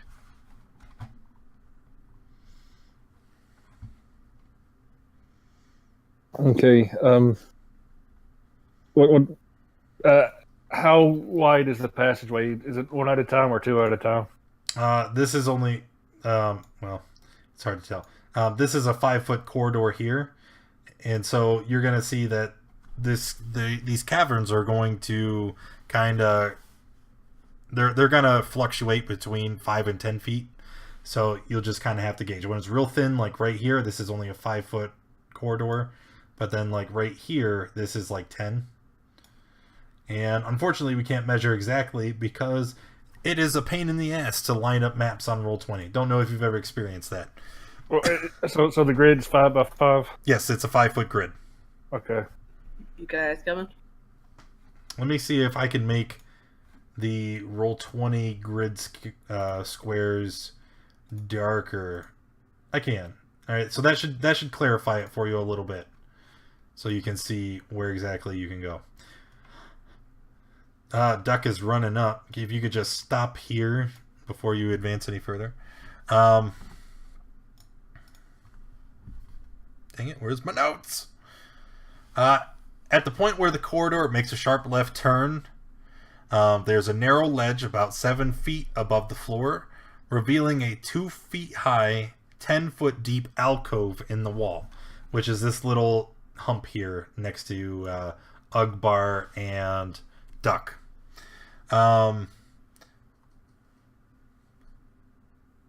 We're just gonna sum up, trying to save some time. Looking through the recess, it's filled with the calcified skeletal remains of several humans. Searching the bones turns up nothing more than a few minor trinkets, nothing of any real value. Taking anything from the remains... Almost read too much. So Cough. It's a 7-foot ledge up.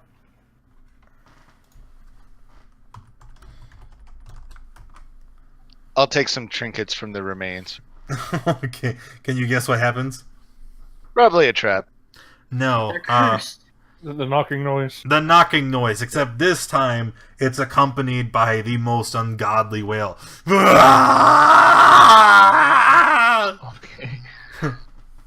Can I just kind of mock it and try to like imitate that noise back? If you can tell me what that would sound like.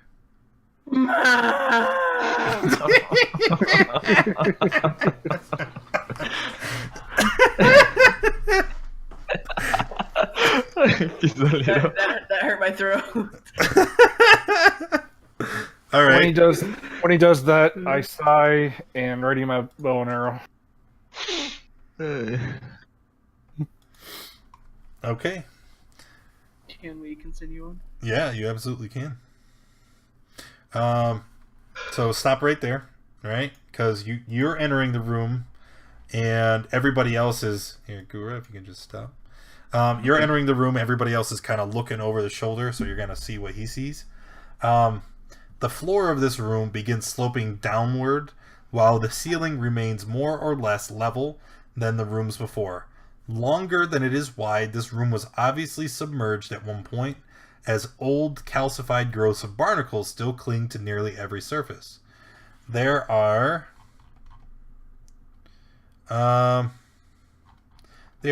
3 suits of bizarre armor made of what appears to be coral and shells standing in niches in the wall, each crusted over with the same heavy growth as everything else in the room. And I will place those so that you have a point of reference. No.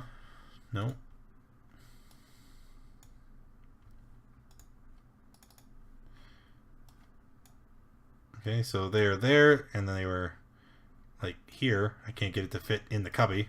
Damn it. And the other one is over here in this one, right? So you guys see these suits of armor. Okay?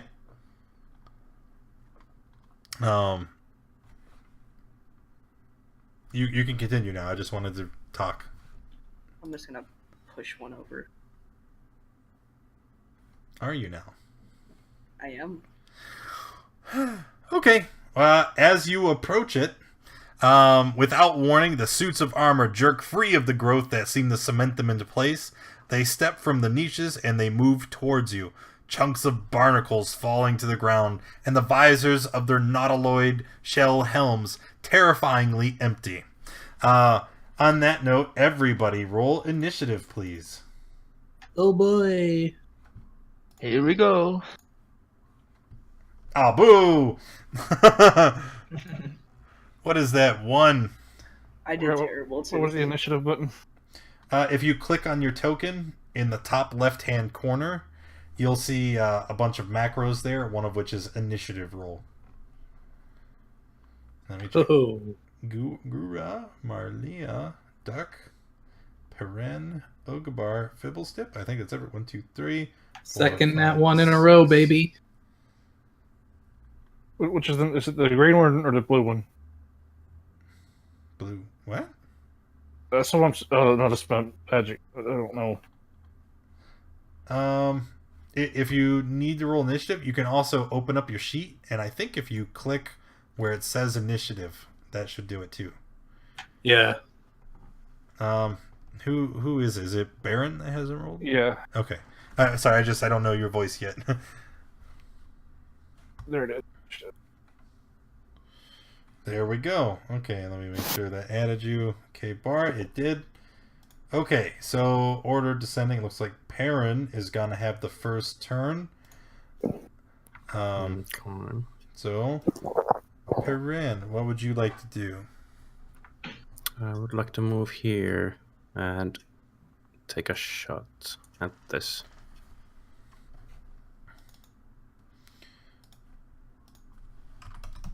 I forgot to do something. Boop, boop. Boop. Okay, so you are taking a shot, and I'm sorry, but that is a miss. Nope, that's it. All right, Gura. I'm gonna move up and square and use my Eldritch Blast. Okay. On this one. Okay, 24 is a hit. Can you roll your damage, please? Alrighty. Okay, that's it. K-Bar. So I don't see them yet, so I guess I need to move into the room.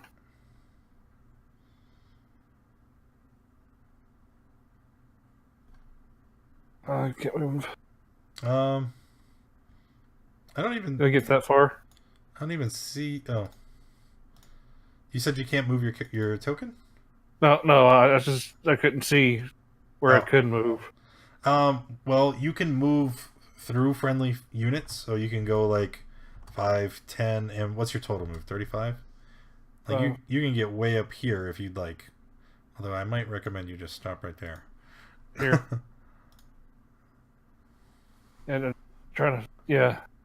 I was trying to get where I could see somebody. Yeah. Unfortunately, these character icons are blocking my vision. Yeah. All right, but from that position now, you should be able to see all three of the animated armor. Yeah. I'll so the one that's furthest away, I'll try and shoot with my longbow. Alrighty.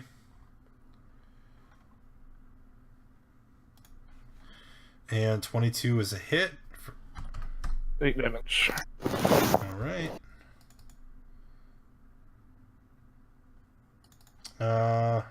What's the rate of fire? Is it 1 or 2 shots? What is what now? The rate of fire for longbow, is it 1 or 2 shots per?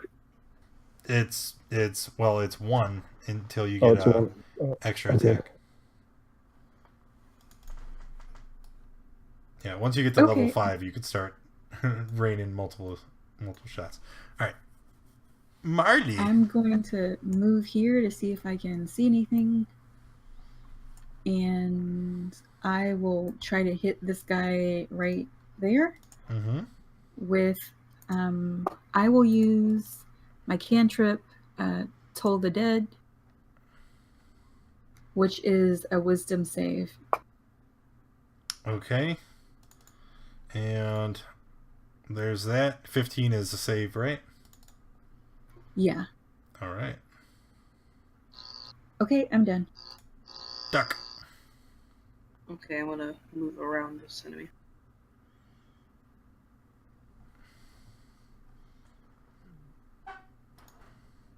And I'm going to punch him. Actually, slash him. Okay. Short sword, that is a miss. And then punch him. That'll get him. Go ahead and roll on the crit table.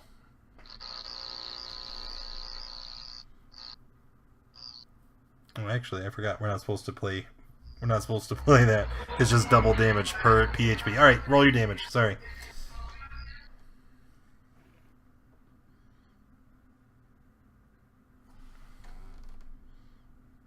Roll your damage. Let's go. Yeah. Why'd you do that? You just... I pressed. Did you forget how to play this game? Yes, I did. You just click the name of your attack in chat. So 7 damage. And then you're done. Fibblestib. Yeah, so I think this guy is the only one I can see. So I will just, I'm going to cast Create Bonfire, which is a cantrip of mine. Mm-hmm. And in that space, yeah, in that guy's space right there, a 5x5 cube of magical fire will fill the space. And here, let me link it here. He needs to make a dex save and beat a 13, or he's going to take 8 fire damage. Fine. Okay, dex save of 13. Nope. All right. Nice. So, and that bonfire stays there, and you know, stuff happens if people move into it or if they end their turn there, but it stays there for the next minute. okay. Alrighty, finished? Yep, that's it. Or actually, no, I'm gonna move. Sorry, I'm gonna move a couple feet up. Right here. There we go. Alright. Akbar. Is there advantage for flanking? No, flanking isn't a thing in the PHP. Alright, I guess I'll just move up and create a friend with my mace to his face.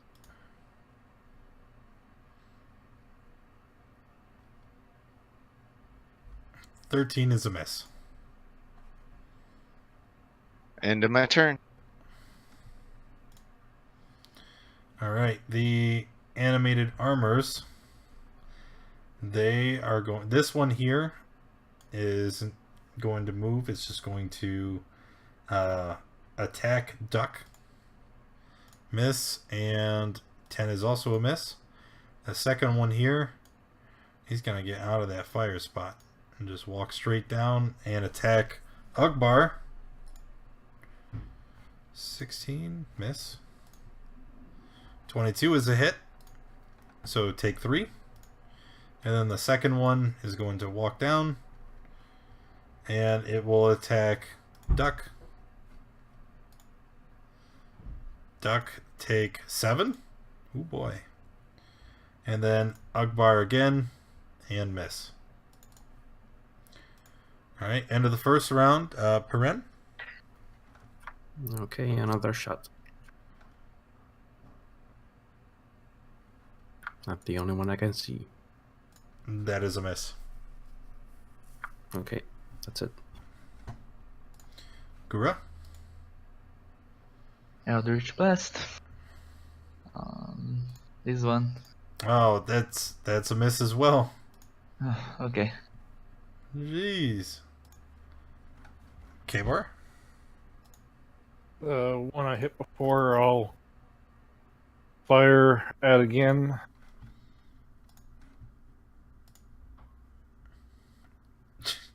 All these low rolls. That is also a miss. All right, and my bonus action. Actually, no, not yet. I'm not going to use the second one. I'll get for a little bit further down. Right, Leah? Okay, I am going to cast Bane, and I get to pick 3 creatures. Mm-hmm. So I pick all 3 of those guys that I can see. Okay. All right. So I'm gonna go left to right. Was it a wisdom save? Is it Charisma? Charisma save. Fail. Fail. Fail. They are all affected by your bane. So anytime they attack, I have to roll a d4 and subtract that from their 2 hit. Correct? Yeah. Okay. Or if they make a saving throw. Oh. Aha. Not just the attack. Sweetness. That's really shitty. Why'd you do that? And then, since I can't hit these guys, I'm going to just move out of the way so someone else can take my spot. And I'm done. All right. Duck. Punch one below me. Don't quack at me. That's a miss. And punch him again. Also a miss. Sadness. That's it. Fibblestib. All right, I'm gonna cast Create Bonfire again, and I don't, it just recasts it, so the old one will disappear, and the new one will be on that guy right there. Okay. He has to make a dex save. Dang, I'm rolling fire with my fire. Well. All right, he takes it. And that's it for my turn. Ugbar.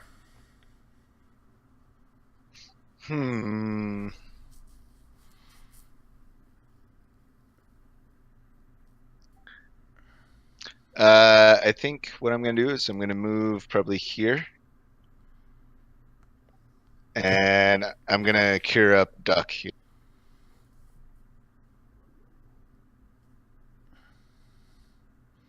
Do you have spells? I just realized I may not have. Okay. You added them. You didn't add them in. I added them in. Good man. Last second.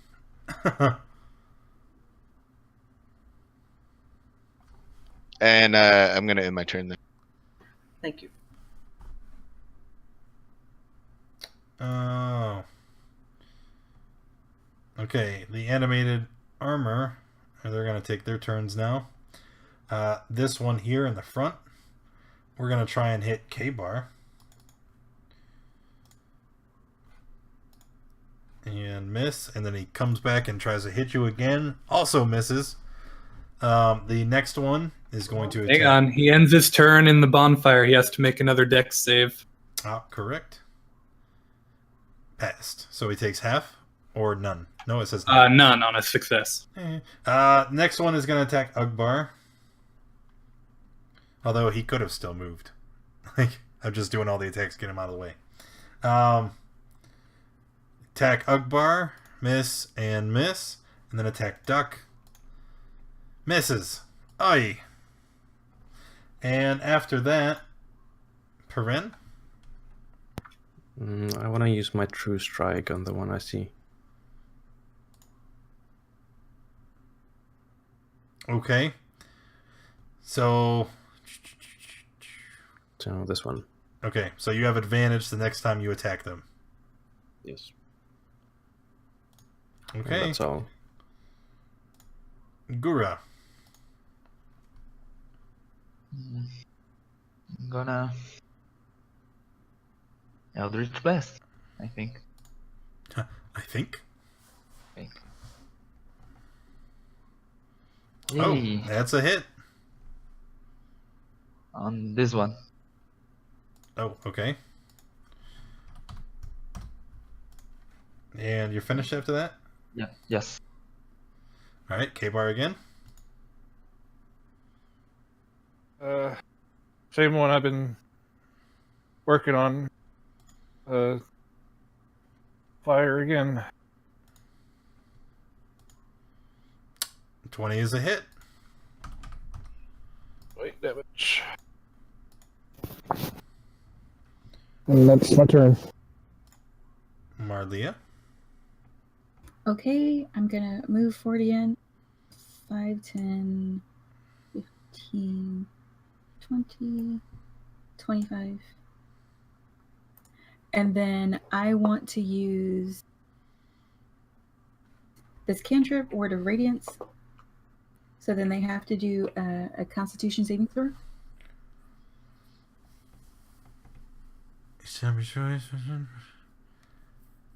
Burning radiance. Each creature. Oh, okay.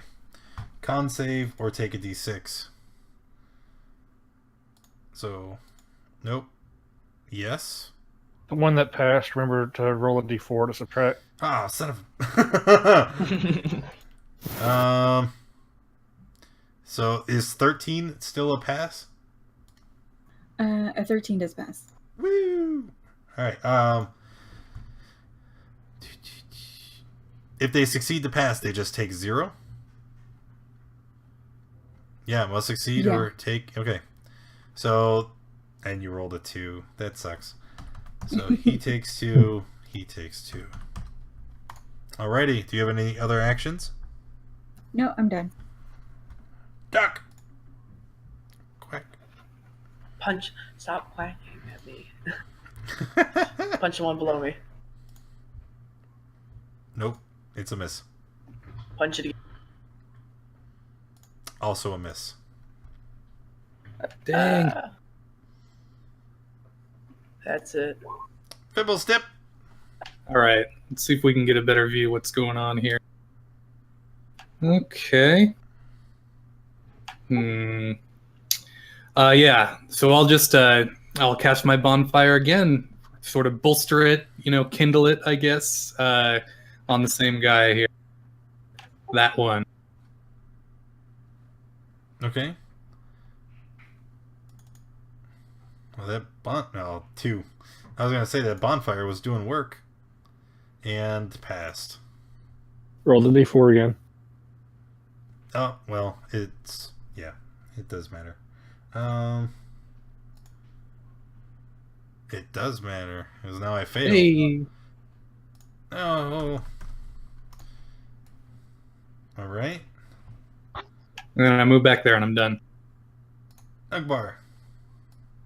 To the one on my left, another mace.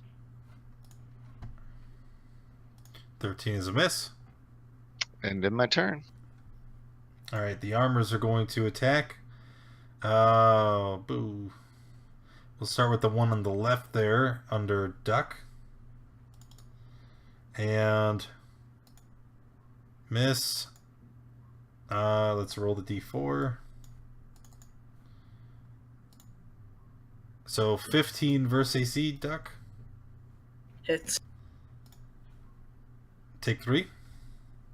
Did the one end his turn in the bonfire again? He hasn't taken his turn yet. Okay. The one above Akbar. I know I clicked it twice, so 23 even if I get a 4, that still hits you. So take 5 bludgeoning, Ugbar. And then the last one, he is going to attack Baron. What's your AC, Baron? Do I have to roll this? 16. Alright, there's 3. So, yeah, you take 4 damage. And then we're gonna attack Marlia. Because oh yes. Oh, alright, so 20 is a hit. Take 8 damage, Mar. And then I need you to make a con save, see if you can maintain the concentration on... I probably should have attacked with that one first. Nope. So the Bane disappears. Okay. I don't have to roll that stupid D4 and then the animated armor is not so intelligent as to move away. I mean, it's just going to stand there, and it's going to take... nope, it is not going to take any more damage from the Yep, fire. it's just on fire. It's doing great. Great. Now it's a fire armor attacking you. Way to go. Yeah. Perrin. You. 14 is a miss. 15. Oh, well, 15 is still a miss. Forgot you had advantage. Guru? Eldritch Blast. Same one under duck? Yes. Okay. Nope. Nope. I ended him. Alrighty. Ardium starting to look hurt. As far as animated armor can look. I'm sorry, what was that? Do any of them are starting to look hurt as far as animated armor looking hurt? Yes. Do you see that little red dot that's on some of the portraits? Yeah. That is the bloodied marker that automatically appears when a unit is below half health.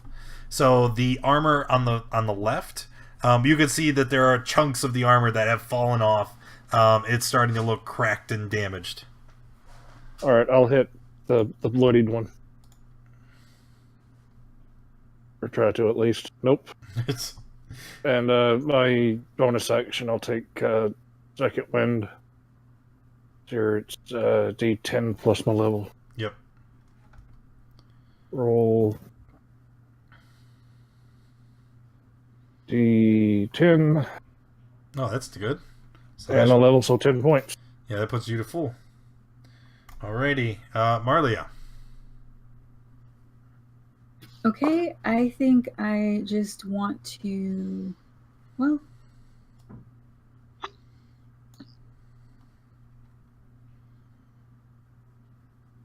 so if I disengage as an action, that takes up my action, right? I can't do like any of my class stuff. Yeah, your action would be gone. If you have a bonus Okay. action, you could still use that, but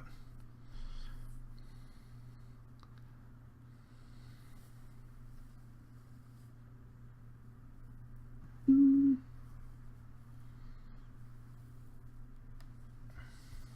Yeah, I'm gonna disengage and then move 5, 10, 15, 20, 25, 30 up here. And then I'm done. okay. Quack. Slash with gamma, right? Oh, got him. All right, roll the damage. 5. All right, And then punch him. that's a miss. Okay. Fibbestab. Mm-hmm. Yeah, so this one is like most hurt looks like, so I guess I'll cast the bonfire on that one.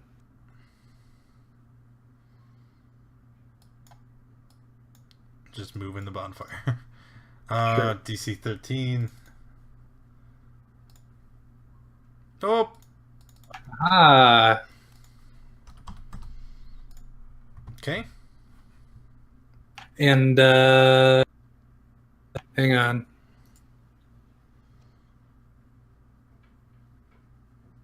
Bloop, there we go. Ugbar. I'm just gonna heal myself and end my turn. Okay. Huh. All right, the armors are going to take their turn now. This one here is going to try to punch Duck. Succeeds in punching Duck for 7.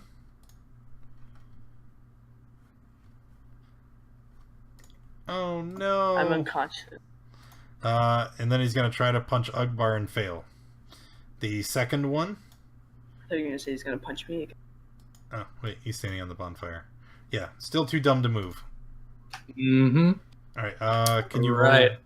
Yeah.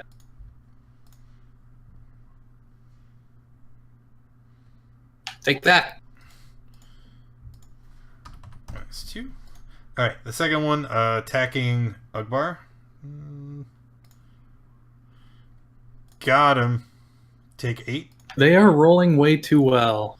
Yes, you guys are rolling terrible. And then he will attack you again and miss. The second one over here on the side, he's just going to walk right there. And we're going to try to attack Gura. And miss. And miss. Perrin. Okay. Did he move out of your... Yes, I did. So I'll move here and slice at him twice. 23, 19, both hits. Total of 13. This one, yes. Yep. And I'm done. Gura. Eldritch Blast. No. Yeah, that is a miss. Okay. That's it. K-Bar? Or the bloody one. Or the one that's at least 5 feet away, yeah. Hit last time. That is a hit. And that will kill the first of the animated armors. Oof. All One right. down, 20 to go. Yeah. No further actions, right? Right. Out of bonus.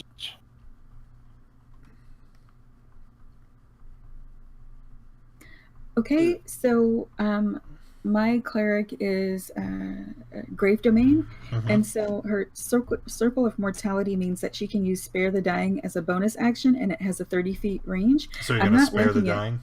Yeah, I'm not linking it because it's wrong. I copied it from a site that didn't have it properly listed. You're fine.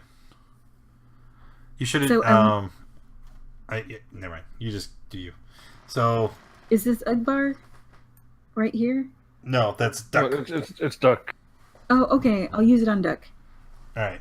So Lane, you are stable. You don't have to make a death save on your turn. You're not dying anymore. And then, so that's a cantrip for my bonus action. For my action, can I use another cantrip? Yeah. Spellcasting Okay. rules say that is, you just can't cast. Yeah. 2 cantrips would be legit. So, Toll the Dying? Yep. Okay. One on top or one on bottom? That wasn't. Bottom. And. Okay, so then that's a 1d12. Yep. And then I'm done. Can you make a dagger attack with your bonus action? No, you cannot. If you're dual wielding weapons, okay, then you can attack with your main hand and then attack with your offhand as a bonus action, but you can't use an Eldritch Blast and then stab with a dagger as a bonus action. You'd have Okay. to be 2 weapons making a weapon attack. Okay, where are we? Marlia just finished. It's Duck's turn. Duck is unconscious, but he's not dying. So Fibblestip. All right. Let's see here.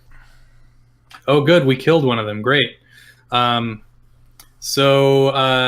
Yeah, I'll keep doing what I've been doing. I'll cast a bonfire on the guy closest to me here, right there. Okay. Make the dex check.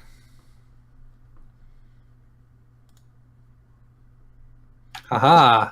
Yep, that hurts. Well, he is dead. You don't even need to roll the damage. He was at 1. Nice. Kappa. That's the end of my turn. Okay. Ugbar. Macing it and ending my turn. You just can't quite get there. Jeez Louise. Alright, the animated armor is going to take his turn. It turns, and its empty visor focuses on Peren. Nope. And nope. He misses. Apparently, he just wanted to look at you. You're pretty. Yeah, I'm pretty. I'm gonna move over here and cast Cure Wounds on Duck. Oh, that's right. You're level 2. Alright, Duck gained 5 hit points. Well, I was supposed to have 2 spell slots, but for some reason, I didn't. It's probably because you just gained level 2, and the spell tracker doesn't recognize that you had done a long rest. Thank you. You're welcome. Then that's it. Alright, Gura? Gura, remind me after the game. We'll take a look at your sheet and see if there's anything that gives you bonus actions, okay? Okay. Alright. In the meantime, no, that's a miss, obviously. And fumble. No. Remember, fumble and crit, those are optional rolls. So for Adventure League, we do not roll on the fumble or critical chart. Okay. Alright. K-Bar. This is going to be a surprise, but I'm going to shoot him with my longbow. No. Nope. Actually, you're right. No, I'm not. No, you're not. Marlia. I will try to hit this guy with Toll the Dead.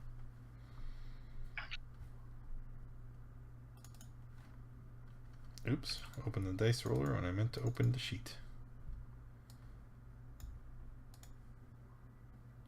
Negative. Roll the d12.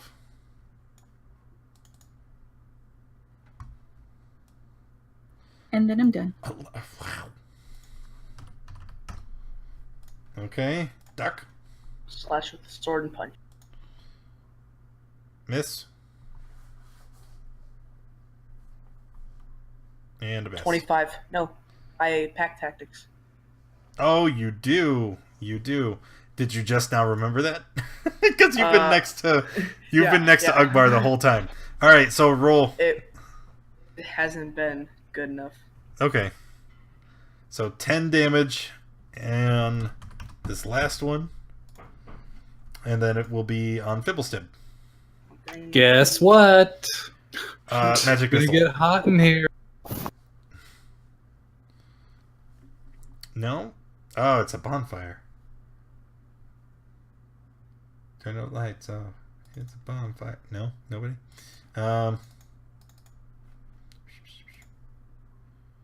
Hey! Aw. That's all right. That's the end of my turn. Ugbar, now it's your time to shine, man. You could do it.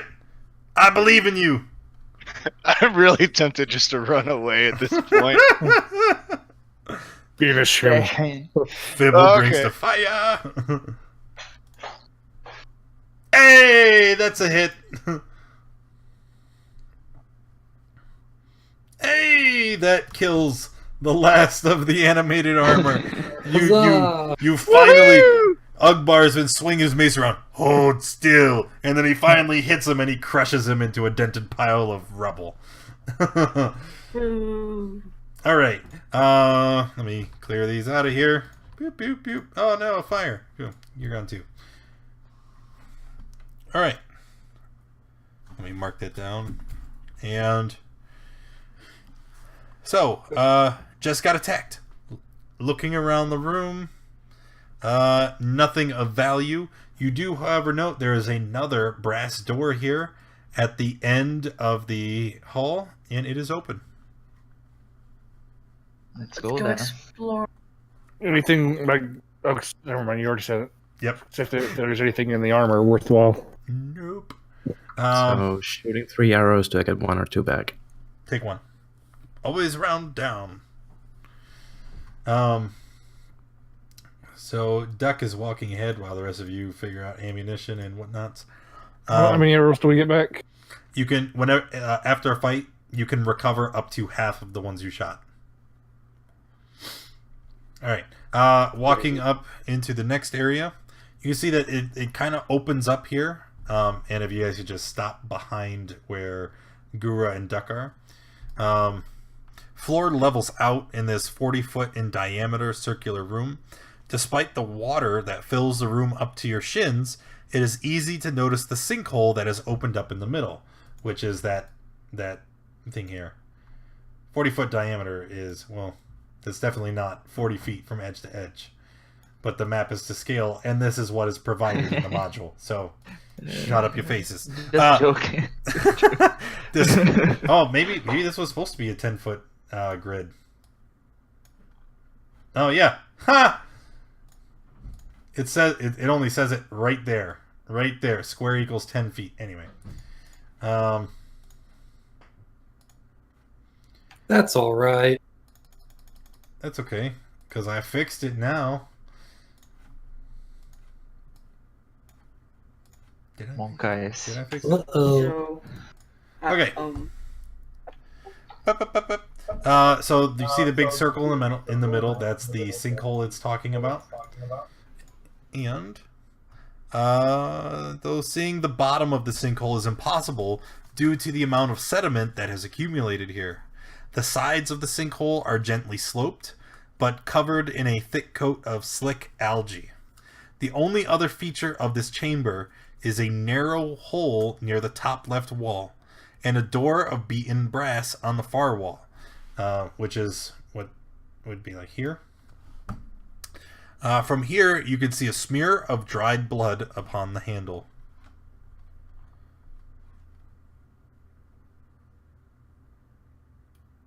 All right.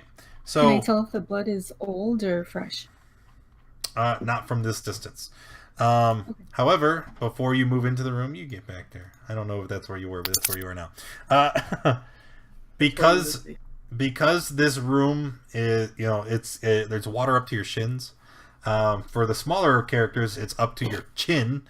As you move through this room, there's water, and the stone is covered in water, and algae has gripped the floor. So navigating from where you are to the door is going to require a acrobatics dexterity check. All right. So me and Fibblestib is swimming. No, you haven't entered the room yet. Oh. You're just standing there like at the threshold. Well, I'm going to swim over to this area, and Okay. I have to make it. So we'll just one at a time. So we'll start with you, Duck. All right. So Duck, make a dexterity or acrobatics check. So 15, you're able to walk across to the door. All right. So Marley already rolled. We're gonna move her up to the door, and then just wait right there because the door is closed. Say Gura.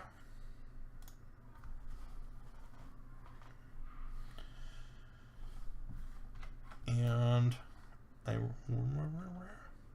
Gura manages to walk across. Ugbar is not the most nimble on his feet. And as he begins to walk to the room, you see him lose his footing and slide, heading toward the sinkhole, and you could not see to the bottom before, but as you're sliding towards it, Ugbar, you can see that there are spikes in the bottom. So Ugbar, you're going to land in the spikes in the bottom of the sinkhole, and you are going to take 4 piercing damage from landing on the spikes. Hey, you. What are you doing? You're like inside the wall. Oh, Ugbar's down. Paren, can you just go ahead and repeat the check? Or do the check? I don't know what I'm Dex. talking about. Yeah, Dex or Acrobatics. Alright, you pass. And then, I don't know which one of you guys wants to go next. I'll go next. Okay. So it's over my Dex check or Yep, Dex save? Dex or Acrobatics. No, Dex check. Oh, okay. I've got our acrobatics. I'll use it. Can get my sheet to open back up.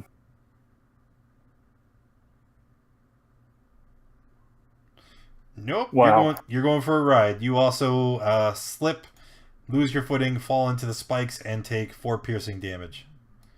And then, did everybody just disconnect from the lobby? I'm still here. No. I saw that too. Yeah, everybody's Yeah. bars disappeared. Okay, anyway, Fibblestip, Yes. if you could make...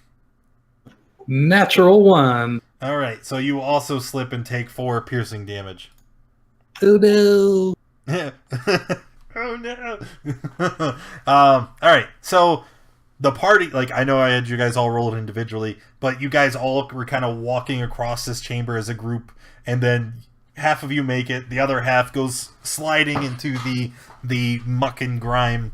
So now, what would anybody like to do?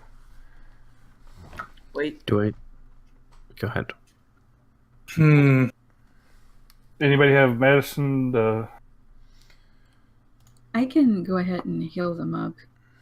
And then maybe we can use a rope to get them out. Yes. Okay. So on Ugbar.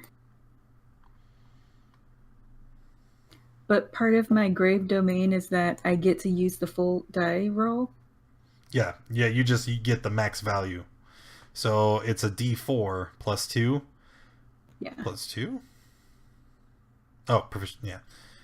So it's just gonna be 6. He heals for 6.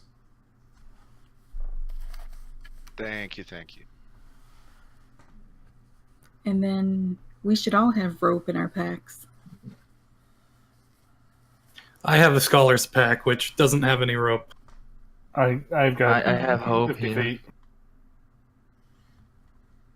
Okay, well then I'll take rope out of my pack and try to get... Well, I could throw mine up to you guys too. I'll Okay, great. I'm guessing that I was already kind of up there because I was helping heal Ugbar. So then I'll just grab on and try to pull you. Okay, you don't have to repeat the save. Once you guys only had to check for your initial venture into the room, but now everybody's walked through. You know it's slippery, so you proceed with caution, and everybody makes it to the door. Right? So now this door, you guys had questions about it, didn't you? the blood. Yes. The blood does appear to be very fresh. Okay. Hey everyone, nice map. You shut your face. See, Derek, because Adventure League is a different group every week, I don't have time to invest to get like a very fancy map together. So instead, I just take the one that's in the module and I just poop it right into the game, and that's good enough. Right? I'm gonna open the door. Okay. The door is barred against you. Okay. And as you try to open the door, you hear a burbling sound coming from the water. I'm going to give the door the shoulder and try to push it open. It doesn't move. But Okay. you do see some undead creatures rising up through the muck. You couldn't see them before because they were obscured by mud. Right? Oh, we should probably clear the tracker, right? So everybody go ahead and roll initiative again. Hey, it's not a same one. thing as last time. Well, what do you want me to tell you? Suck less?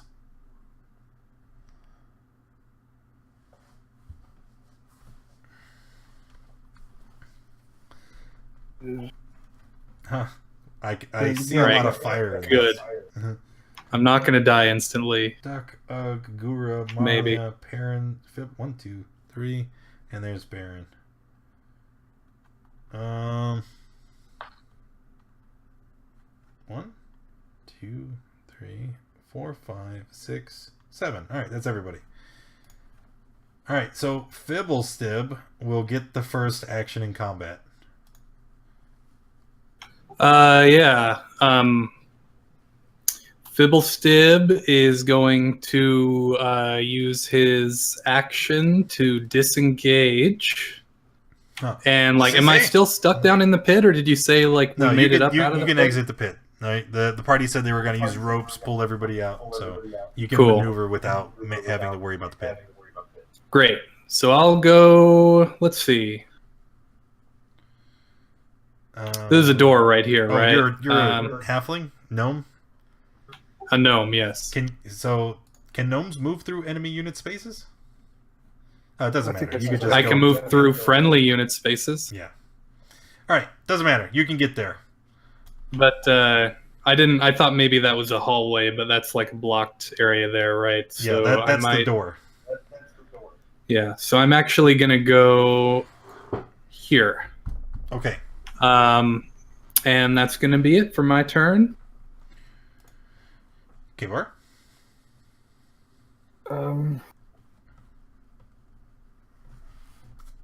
Here, I'll go here, and then shoot at this, the one in front of me.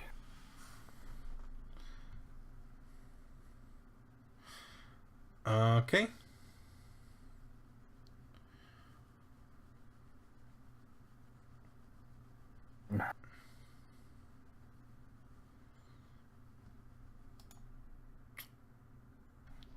There we go. Definitely a hit. Anything else? Nope, that's my turn.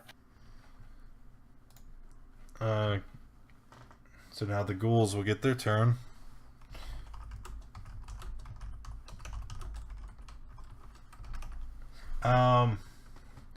Let's see now. Where are we? That one's gonna stay there. A lot of them can't really. Okay. This one will simply move up. And then we are going to attack. The first ghoul is going to try to bite Perrin. 18 is a hit. You are an elf though, right? Mm-hmm. Alright, so you don't have to make the save. It doesn't affect you. You are going to take 7 slashing. That will hurt a little bit. The next one down here will attack Gura. And it will try to bite. Miss. Next one here, attacking Ugbar. Miss. And the last one up here, attacking K-Bar. And a hit for 11 piercing. Do a con save. No, that's on the claw. Yeah, no, you just take 11. Oh, so I'm dead. Or I'm down. Okay. Perrin? We need to get the heck out of here, you guys. Which one's K-Bar? Which one's K-Bar? That's the One of the mask. Yeah, Archer here in green. Okay. With the X. Well, I guess I'll slice this one next to me twice. Okay. Both hits. So 11 damage.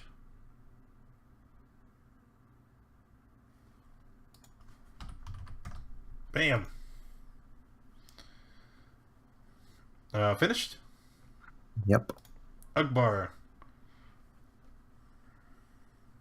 I think I'm gonna try to provide a little bit of cover for our little wizard friend here. So I'm gonna move up one space and swing a great club, I think. Are you sure about that?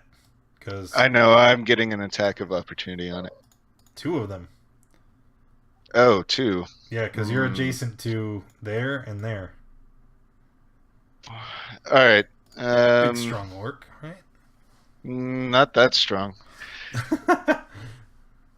I All plan right. on like probably disengaging and like running out of the room. So just FYI. All right. So you saw the one I pinged. I'm just gonna great club. All right, great club. Oh, that's a hit. For 10. Holy shit. All right. And I'm just gonna end my turn on that. All right. Gura. I'm gonna cast Burning Hands on this 2 here in a way that doesn't hit the others guys.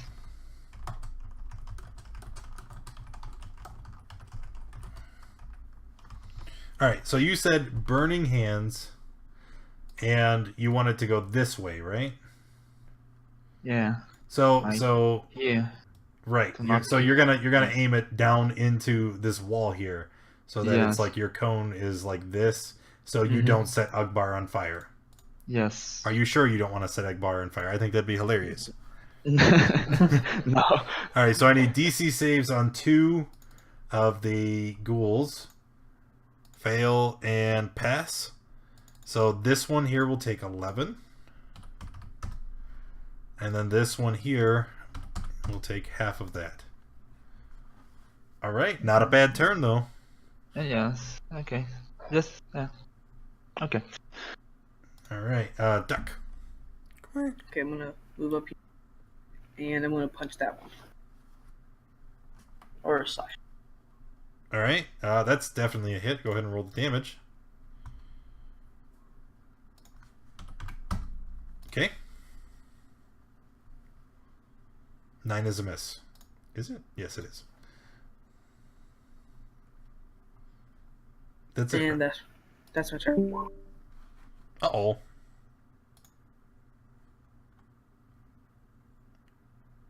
Who did we lose? Poopy. Me for a moment. I don't know why. Oh, she came Sorry back in about too. that. I accidentally dropped out. Okay. I was afraid you I wouldn't be know able to what get I back in. I am going to use Turn Undead. No. Oh yeah, baby. No. All right. Get thee away from me. I don't know why. How? You're level 2? Didn't you? Just, Yeah. Oh, you applied your. Okay. All right. So all of them. Whiz save, and what's the target? 13. Yeah. So I'm gonna roll from here. And No, we'll wait. just- Sorry, that's 12. 12. Okay, so we're gonna go here and then around. So pass, fail, pass, fail.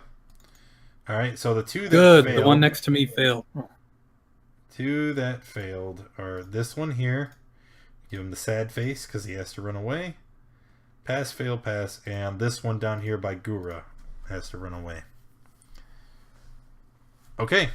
That should give 2 attacks of opportunity, won't it? No, I don't believe you get to take an attack of opportunity. Oh, it doesn't say that it doesn't. Sure. Well, why the on hell its not? turn, it moves away, right? So it's not forced movement, so it should still provoke. No, it is. theoretically, right. It is forced movement. He has to move away. Yeah, but it's not this. It's not that he has to use his turn to move away, right? It's not him being shoved or pushed or like a spell. No. effect Right. saying, like, you Yeah, get it's to- not like a knockback. I already said like you could roll the attacks. It doesn't. We're just having a conversation at this point. Okay, Marlia, do you have any other actions? No, I'm done. Okay, Fibblestip. Yes. Fibblestib will cast Mage Armor on himself to bring his AC up to a 15. Okay. And then, so that's going to be his action. And then he's going to stay right where he is, I suppose. Okay. K-Bar is down, right? Nobody did anything to him? Yeah, I guess I'm going to do a death save, nobody. All right, death save. Oh, I didn't realize he was down. Sorry. He has the X. I think yours was a good move, though, because otherwise more of us were probably going to go down. Jinx. What is it about this Adventure League lobby with people with the nat ones on the death saves? That is the third person you've killed, Warbucks. Wait. Who was the No, second? no, I'm at You. 2. I've got one more fail. Wait, Wait, why does it say 2? Oh, because if you Yeah. critically fail, it counts as 2 fails. Yeah, because someone was Alex before me. Yeah. Oh, You got way worse. This is okay. So those of you who have joined us today, this is only the 3rd Adventure League game that we've streamed on Twitch, and this would be the 3rd game in a row where someone got a nat 1 on a death save. We've already ripped 2 characters. So Wait, he's not dead? caw-caw. Well, I guess it's a good thing I got an alt.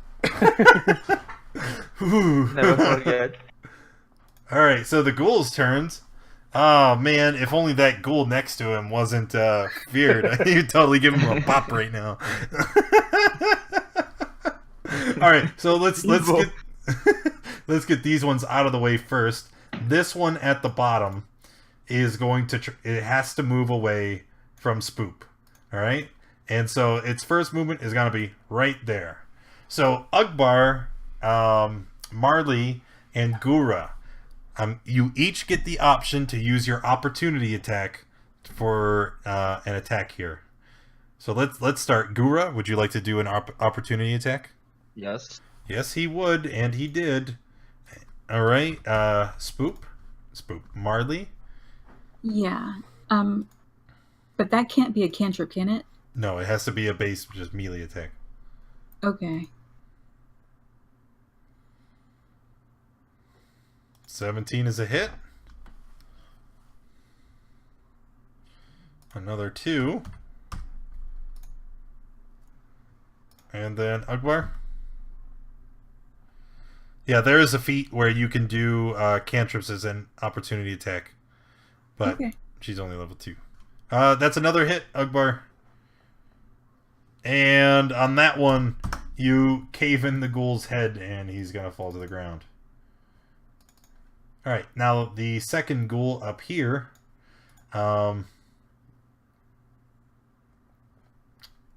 It is going to move 20. 20. These are 10-foot squares.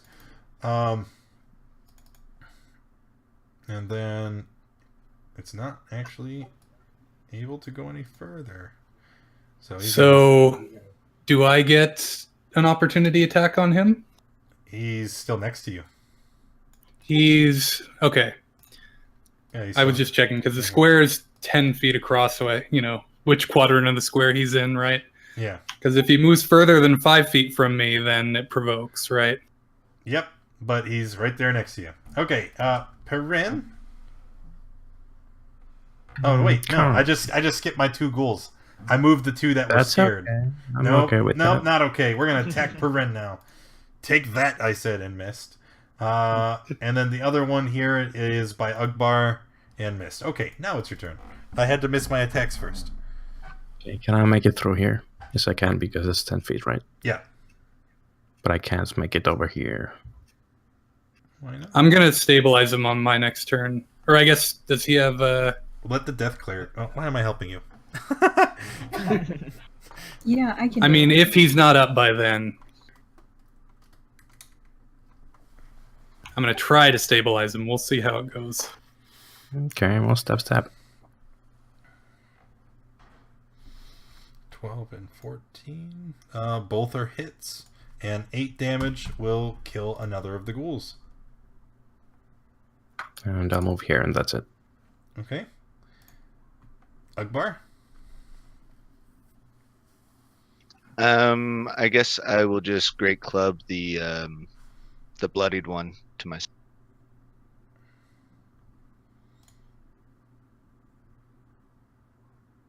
It's a hit.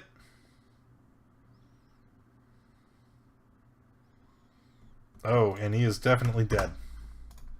Nice. Alrighty. That's it for me. Okay. Gura, your turn.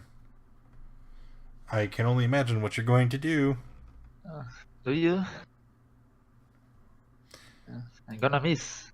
No. Yeah, I'm sorry. Yep, 11 is a miss. It doesn't matter, it's only one.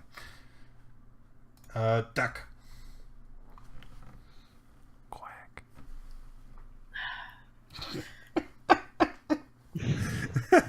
That sigh of defeat. That is a hit.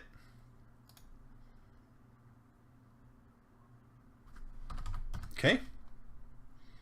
And here comes the punch. Miss. 9 doesn't hit. No. Okay, I'll use my bonus action Spare of the Dying on our downed member. Kibar. And then for my action, I will use Toll the Dead.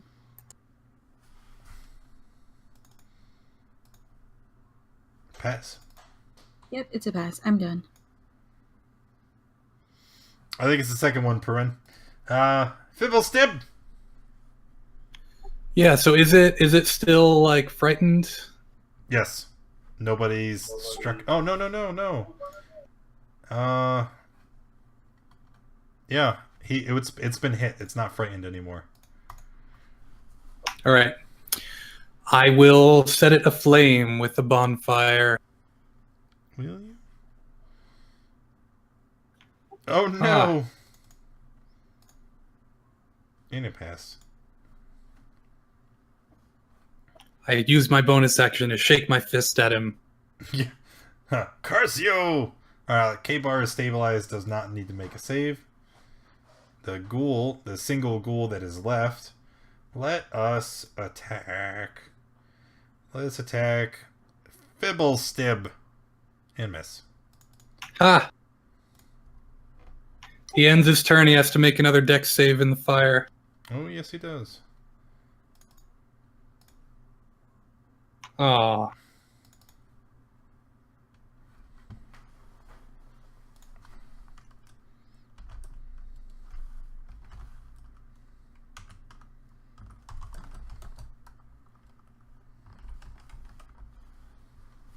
Okay, Perrin? I will shoot him.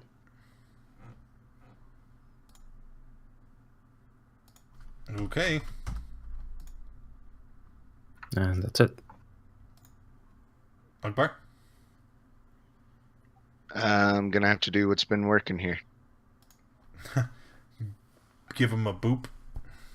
Yep. Don't even bother rolling. He's at 1. He's dead. Oh, okay. You pulled a Gallagher, and Oh my god. there's now ghoul everywhere. So my 1 damage would have killed him. Yes, it would have. All right. Once all the ghouls have been defeated, you hear a very faint noise, but it sounds like a clicking, and the brass doors behind you swing open.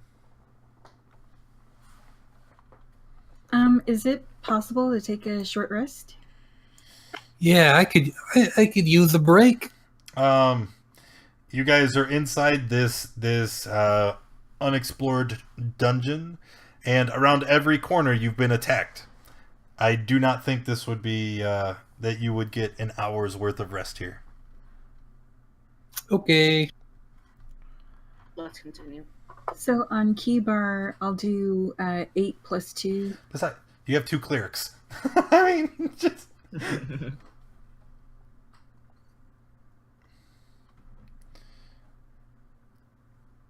So key bar gets 10 back. Because he's dead. You're right. Yeah, 8, 10. That is so good! So, Yeah, I'm about it. So, yeah. So Marley heals them when they're dead, and Ugbar heals them when they're not. Yep, pretty much.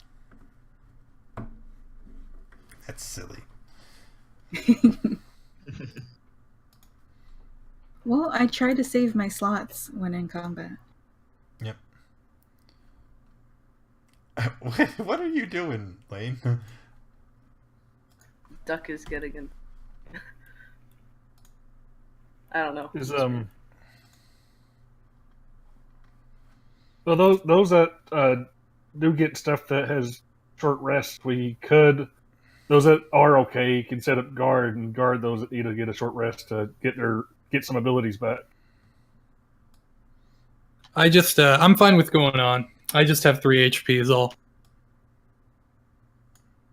But I'll be careful. Well, do we What could go wrong? the clerics get spells back with a short rest? No. Or do they all need a long rest? No, yeah, everybody needs a long rest. It's all right. I don't think we should rest. We're probably just right near the end, right? Definitely. Mm-hmm.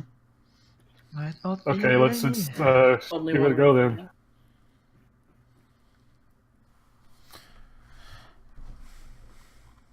All right. Walking ahead. All right. I'm just gonna move you, since you seem to be taking the charge here. So you guys can all move up to right about where Duck is, and then behind in the hall. This hallway slopes upwards at a gentle angle. 2 small square rooms on the right may have once served as prison cells, but are currently empty. Holes on the doors and walls certainly suggest that these could once be bolted shut from the corridor's side. The brass doors are sturdy and stuck, requiring a successful strength check to open. So, we're not going to worry about that. The cells are empty. You guys can see that they're empty. There's no reason to force the doors open. Moving on. Alright. So, same as before, you can move up to where Duck is in behind. I'm kind of trying to rush things through because it's 10 and we're in the last hour. So we need to wrap it up. This round room is approximately 60 feet in diameter, with the vaulted ceiling 30 feet tall in the center. The majority of the room is a couple feet higher than the side you enter from and accessed by a pair of steps. At the far side of the room, you can see a large idol carved from a single piece of pale green stone that stands in a pool of black water. It is carved in the shape of a tentacle humanoid with the head of a many-fanged fish, and bathes the room in sick green light. Okay. There's the tentacle. Yeah, tentacles. In this room, you can hear constant sounds of dripping water, and just outside on the edges of your hearing, you swear you can hear some muted whispers. The room smells like brackish water, blood, and rot. And everything in this room just gives you a general feeling of something very bad is going to happen. Oh boy. Well, What would you guys like to do? Hey, go, Brave Kobold. You'll be fine. How well were... they said they were all open, but how well were the doors on those prison cells? They're pretty I mean, sturdy. they're just falling off, or... No, they're pretty sturdy. so there is a shrine. We could actually go in there then and use and try to lock ourselves in there and rest if we needed to. If anybody wants to try to go at whatever we're going to more full. Well, you can't lock yourselves in there because you don't have a proper key. I have whoever has the thief. Guys, you can't take a rest here. Oh, you can't. No, We must press that's what we onward. said earlier. Oh well, I thought the reason that we couldn't is because we couldn't secure her, so It's not I figured we safe. could instead of the prison cell. You would not be left alone. You guys lock yourselves in and try to sleep, and woo! There's banging all night that prevents you from resting. Come on, let's go! Right. Anybody want to do anything in this giant room here? Maybe. Go I would like to move around the room and just sort of like take a look at things, but don't touch anything, and see kind of if I can put together what the purpose of this room is. Hey, what's in there to touch? Well, there's the giant statue. Ooh, I'm gonna poke the statue. Yeah, do that. There's an altar in front of the statue, which is that right here. The awake group. There. Where did I go? There is a 6-foot tall statue. It appears to be carved out of a single piece of jade. There are 5-foot high steps, which are these, indentations here, and then there are 2 pedestals, which are the 2 circles on both edges of the room. The 2 pillars are arranged around the raised section of the floor. While they are too worn to be certain, it's highly likely they were once beautifully carved.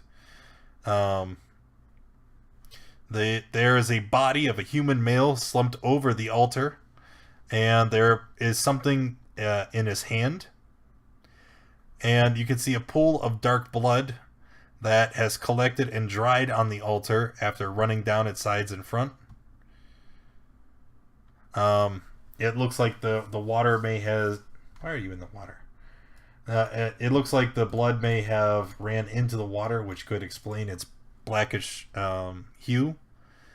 And you also see a number of calcified skeletons in heaps on either side of the pool. There's also a second corpse partially submerged in the pool. His body bearing dozens of slashing wounds and feathered with the broken shafts of a few arrows. Oh. Yeah, there's quite a scene here. I want to see what's in the guy's hand that's slumped over the altar. Exactly what I was thinking. Okay.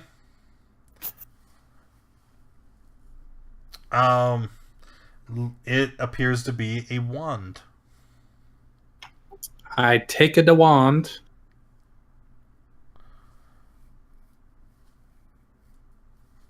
And now I have a wand. Awesome. Yes. Hooray! I kind of hold it up like, yay! Yep, you take the wand. Alright. Are the corpses like dressed like the blackguard? The corpse in the fountain is wearing what appears to be blackguard gear. Well, I think we may have found Gren. Is he grim because he's a skeleton? I guess unless something was eating on him, I guess he wouldn't have been that far gone. So what ate him? Okay. As you guys are standing around trying to determine what happened, you see the water underneath the statue begin to boil. And as it does, you see that green energy flooding out throughout the room. And as it does, the 2 corpses begin to rise, and as do the skeletons around the room. Oh no! Can we just run? Okay. Yeah. No, just punch him. Well, a lot of us are in good shape enough to go through another fight like that. You'll be fine. So whenever they start, oh, never mind. There's one right in front of me.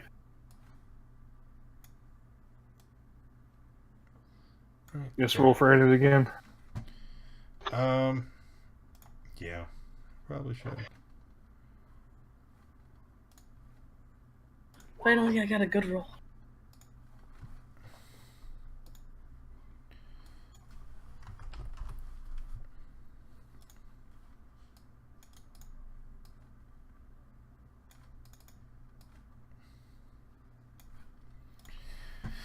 Okay. I'll descend and duck.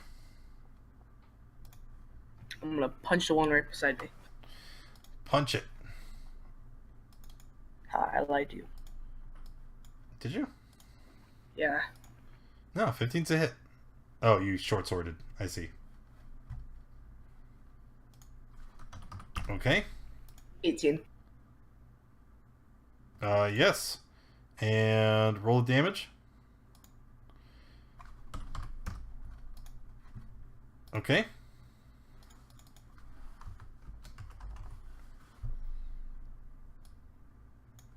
That's all. Oh, yeah, I'm trying to get the character sheet open. There we go.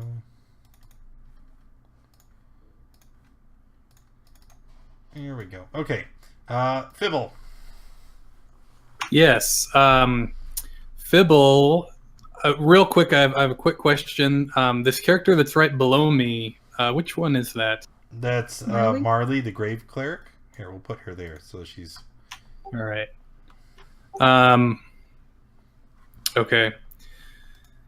So I guess what I'll do is I'm going to take a step back, and then I'm going to cast Grease in this square, 10 by 10 square. So then anything that tries to get at me, enter that square, will have to maybe slippy on the grease. And that's all I'm going to do for this turn. Okay. I was trying to see if maybe I had a picture for that. I don't. So we're just going to draw. Right. You said 10 foot by 10 foot? Right there. Yep, it's just a 10-foot square. All right. Perrin. Okay.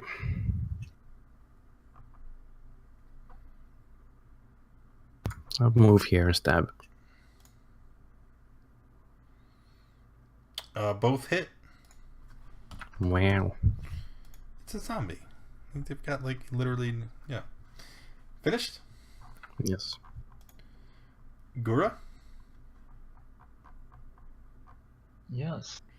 This one. Okay. And that's it. Ugbar. Ugh, club. Oh, 15 is a hit.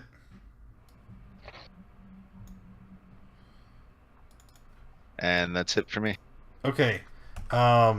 You see that you hit the skeleton with your great club, and it literally shatters under the bludgeoning force that you put onto it.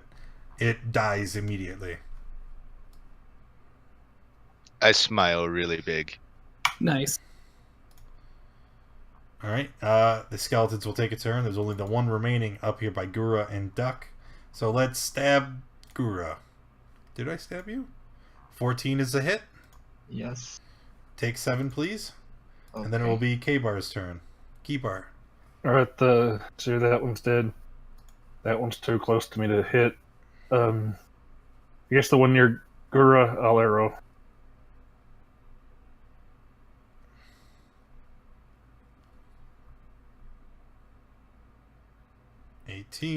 That is a hit, and it is dead.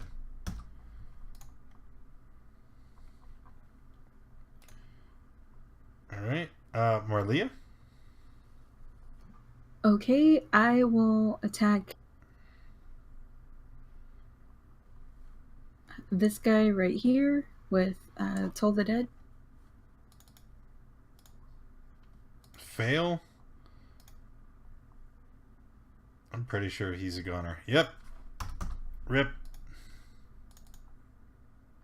And Con? then I'm done. Oh, not Rip. So you toll the dead, and you see him spasm and fall to the ground, but then you see him begin to shamble and stand back up. So now it will be the zombie's turn. Prime for re-rip. Okay, so he is going to try to slam. Who's next to him? Let's go with Peren. What's your AC? 16. Okay, and the next one's gonna shamble out of the water here, and then it's going to attack Ugbar. And I know. Oh, you said you were using your great club, right? Yep. Okay, so that is a hit for a whopping 2 damage. You take that and you enjoy it. All right, Duck. These are 10-foot squares, right? Correct. Okay, well, I'm going to move right. And slash at the one below me. Hit.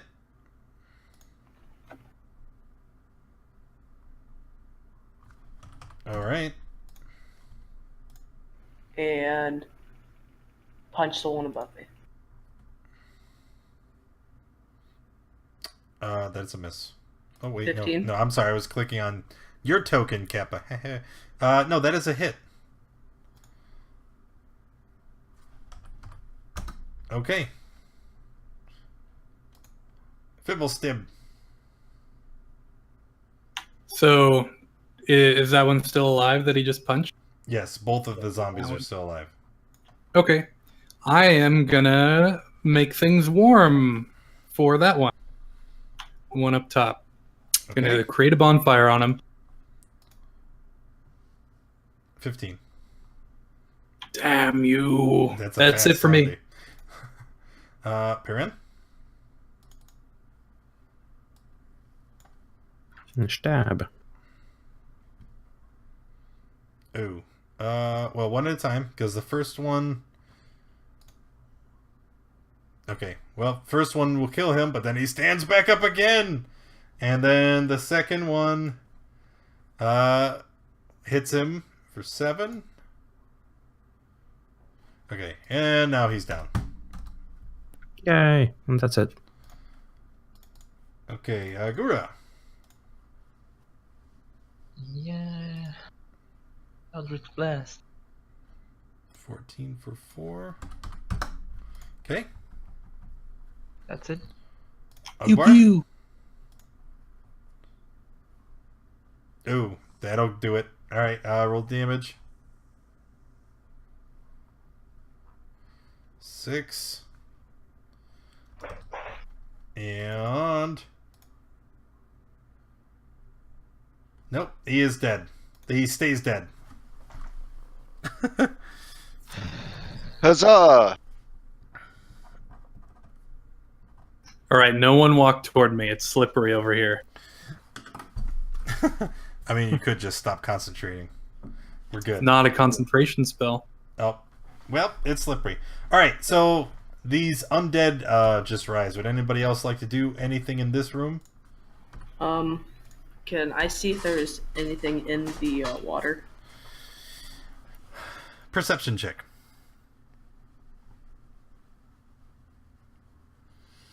Okay, there's nothing in the water. However, standing this close to the statue, it catches your eye. It is made out of jade, and it appears to be very valuable.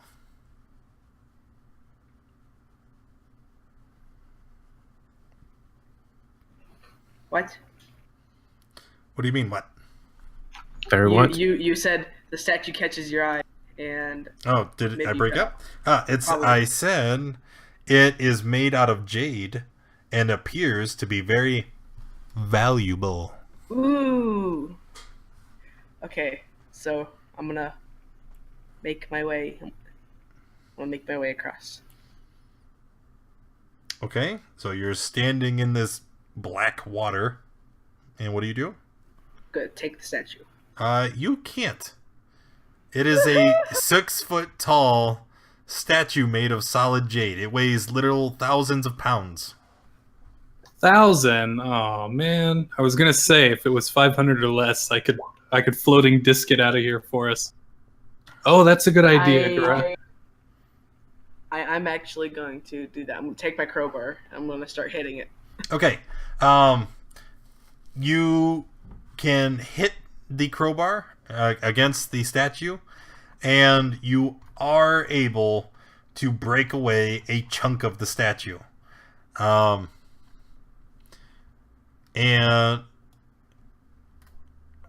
can I find any proof on the dead guard bro that would prove he was the dude you're looking for?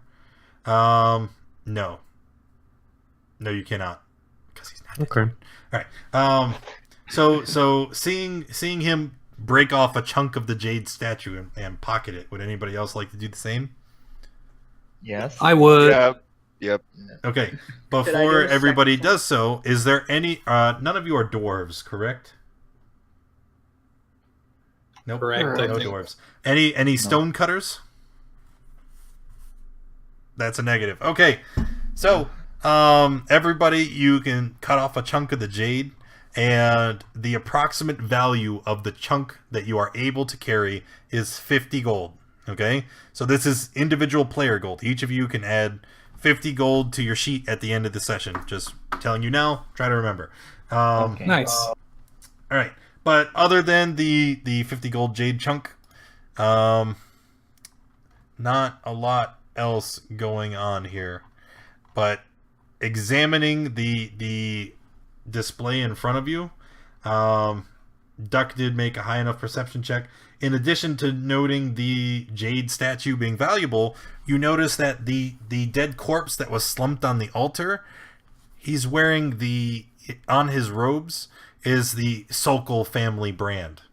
You recognized it from the administration office, and it gives you enough reason to believe that this is Egon. Hey guys, we found Egon. We're all Egan. Yep, we're all Egon. Oh. Well, So, let's continue. Yep, we're okay. Walking around. Hey, you're the leader here. Walking around the curve past that door, into the last chamber. Where's all my friends? Okay. I mean, acquaintances. It's okay. We can be friends. No. Oh. Yeah. Oh. Okay.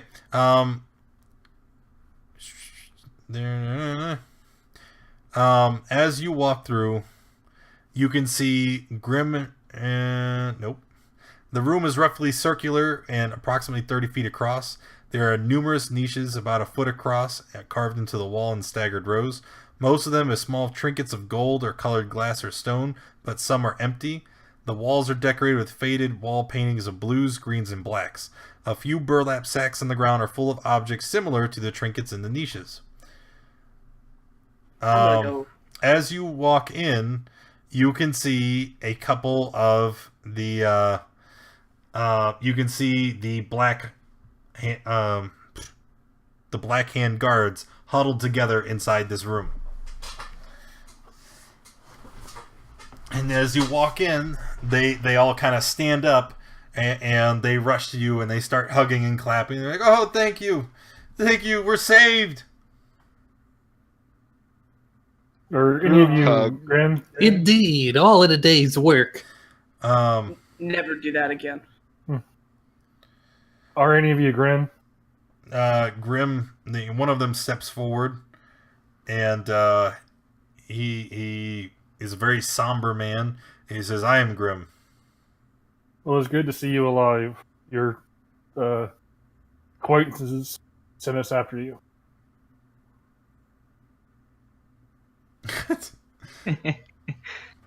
Okay, and he says, "Well, that's good. We've been trapped down here for days, because of all the undead throughout the caverns."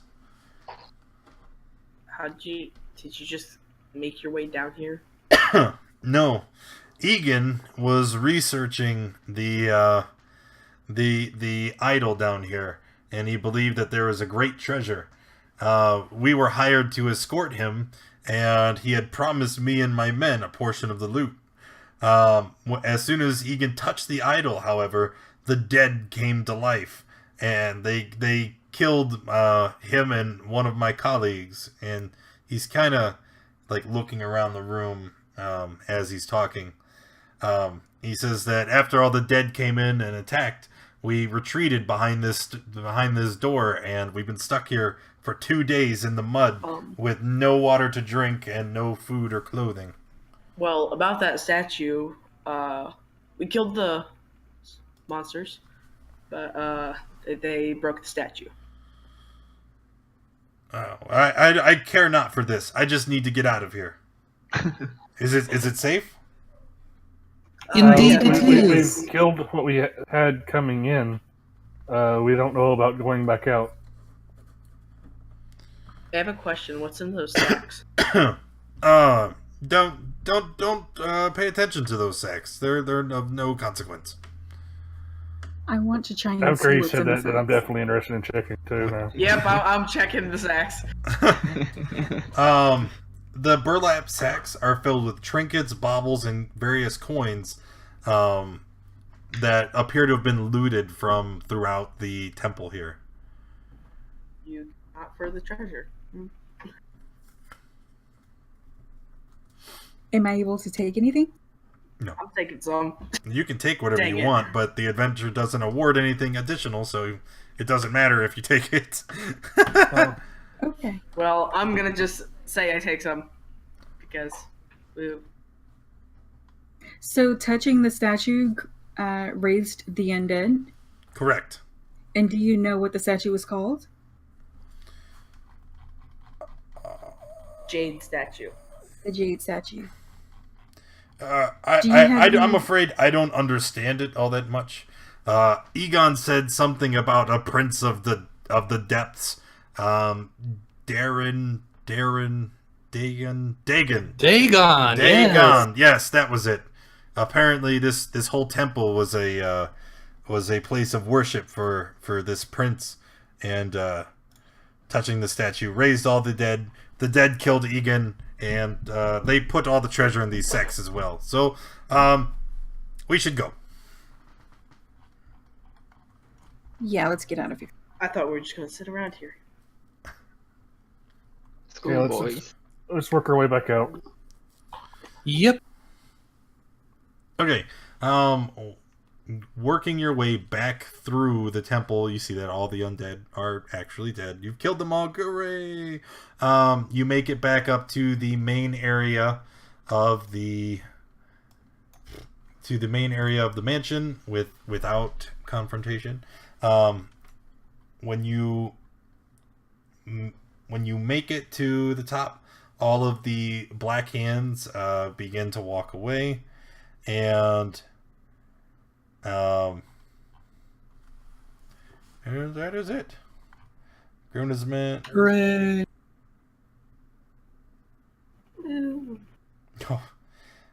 Oh. So Grim and his men, as you guys are leaving, they carry all the sacks of stuff with them. As you make it up to the mansion, they kind of hold out the sacks, and they say that you guys can have whatever you'd like to compensate for saving them, and then they walk away. All right. And on that note, it's already 10:30, so again, trying to speed through things here. You guys return to town. You inform everybody of the fates of Egon and what occurred in the temple, and everybody's super grateful. The Black Hand Guard takes over the fortress from the Sokols since Egon was crazy, and the town reignites the beacon, and everybody's happy, lives happily ever after. I know, I cheesed it in there at the end, but whatever. Okay, so let's get to the good part, right? Yes. So, 2, 4, 6. Oh, hold on. I have to.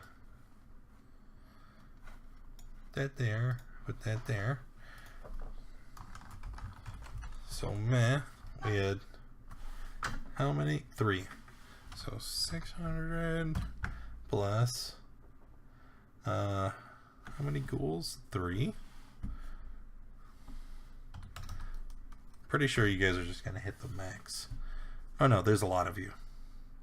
2. Yeah, another 2. Plus, okay. Nope.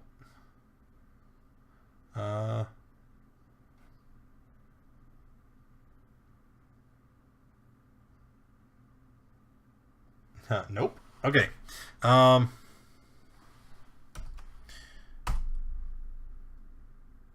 Hey, where'd it go? Oh, it's way down here. 1400 and 1400. Sorry, I know I'm.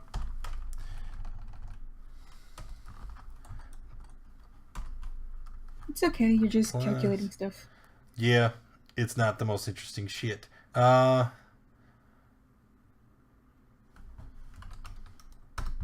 Okay, so everybody receives 300 and nope.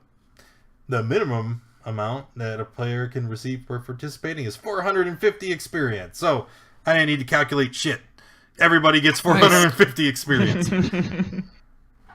No, it's because yeah, okay. Whatever. Not gonna tell you that. Make you feel bad. I level up. Yay. Okay, you can level up at the end of the encounter. Okay. And then as far as treasure goes, all right, we had the pouch of platinum coins, the silver holy symbol of Tyr, the book Moonsea Cults is valuable on its own. Did not find that. Did not find that. Did not find that. Did find that. Or that, or that. Okay, so 51. Womp womp. You got Egon's wand in there? Yes, we'll do that in a second. Because that doesn't have a monetary value. That's an actual item that you would somebody will get to keep. Alright, everybody gets a whopping 17 gold. Congratulations, Nice. fellas. You did it. Plus the 50. Yeah, plus 50. Yes, plus the 50. That's not including the 50 that each of you will get. So you got 67 gold. Thank you. Now, the only magic item you guys found was the wand. It is a wand. A wand of magic detection. Okay. It makes a loud chiming sound when used. It is used to detect magic. I believe I might even have it here in the compendium.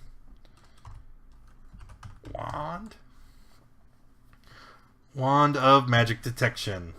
It has 3 charges. You can expend a charge to cast detect magic. It regains a D3 expended charges daily at dawn. We can hand it out. Well, okay, I have to give it out randomly, right? But the way I like to do it is those who are interested in the wand can roll a d20. Highest roll will get it. I already have a magic item, so I pass. Okay. I So- pass because it doesn't sound like anything. I want it. All right. Unless nobody wants it, then I'll roll. No, people want it. It looks like Gura is getting the wand of magic detection. So you can add that to your sheet. I will share with you. Yeah, it. There. You can Okay. add it on later. And you didn't kill anybody? Okay. All faction members earn 1 renown point for helping the town of Flan. Okay? So regardless of what if you have a faction, you gain a renown. If you are a Harper character, which was, who was it? K-Bar, or no, Fibble and Marley. You gain an additional renown for returning the Cults of Moonsea. That is a book Nice. that would satisfy your secret quest. Not so secret quest because we announced it to everybody, but I don't give a shit. You also receive 10 downtime days. Everybody or just the Harper? Everybody. No, everybody gets 10 downtime days. I'm just reading it the way it comes on the sheet. So does everyone get a renown, or only if you're? Do you have a faction? No. Okay, that's what I was confused about. Yep. I think that there are certain encounters where you get the option to join a faction if you haven't already, but all right. So does anybody have any questions? Need anything? I know Gura's looking to level up. Yes. Everybody enjoy yourselves? Definitely. Yes. Awesome. Thank you. Yeah. All right. Good. Great. I'm glad you guys had a good time. Thank you everybody who came and hung out with us today. That's gonna wrap it up for us tonight. It's almost my bedtime. If you enjoyed the stream, make sure you hit that follow button. If you haven't already, make sure you go under the streams, check out our schedule. We play Dungeons & Dragons 4 times a week. We do Dungeons & Dragons content even more than that. Wednesdays is our character creation lobby. If you are new to D&D, looking to learn D&D, need help creating a character, make sure you stop on in. Thursdays, like today, is our Adventure League lobby. Any and all are welcome to play with us, regardless of your experience in D20 or your experience with the Roll20 program. If you're interested in playing, just join our Discord and talk to somebody in there. We'll get you started.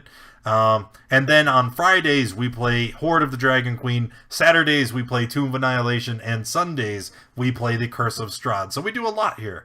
So make sure, if you enjoy D&D, you come back. We have a good time.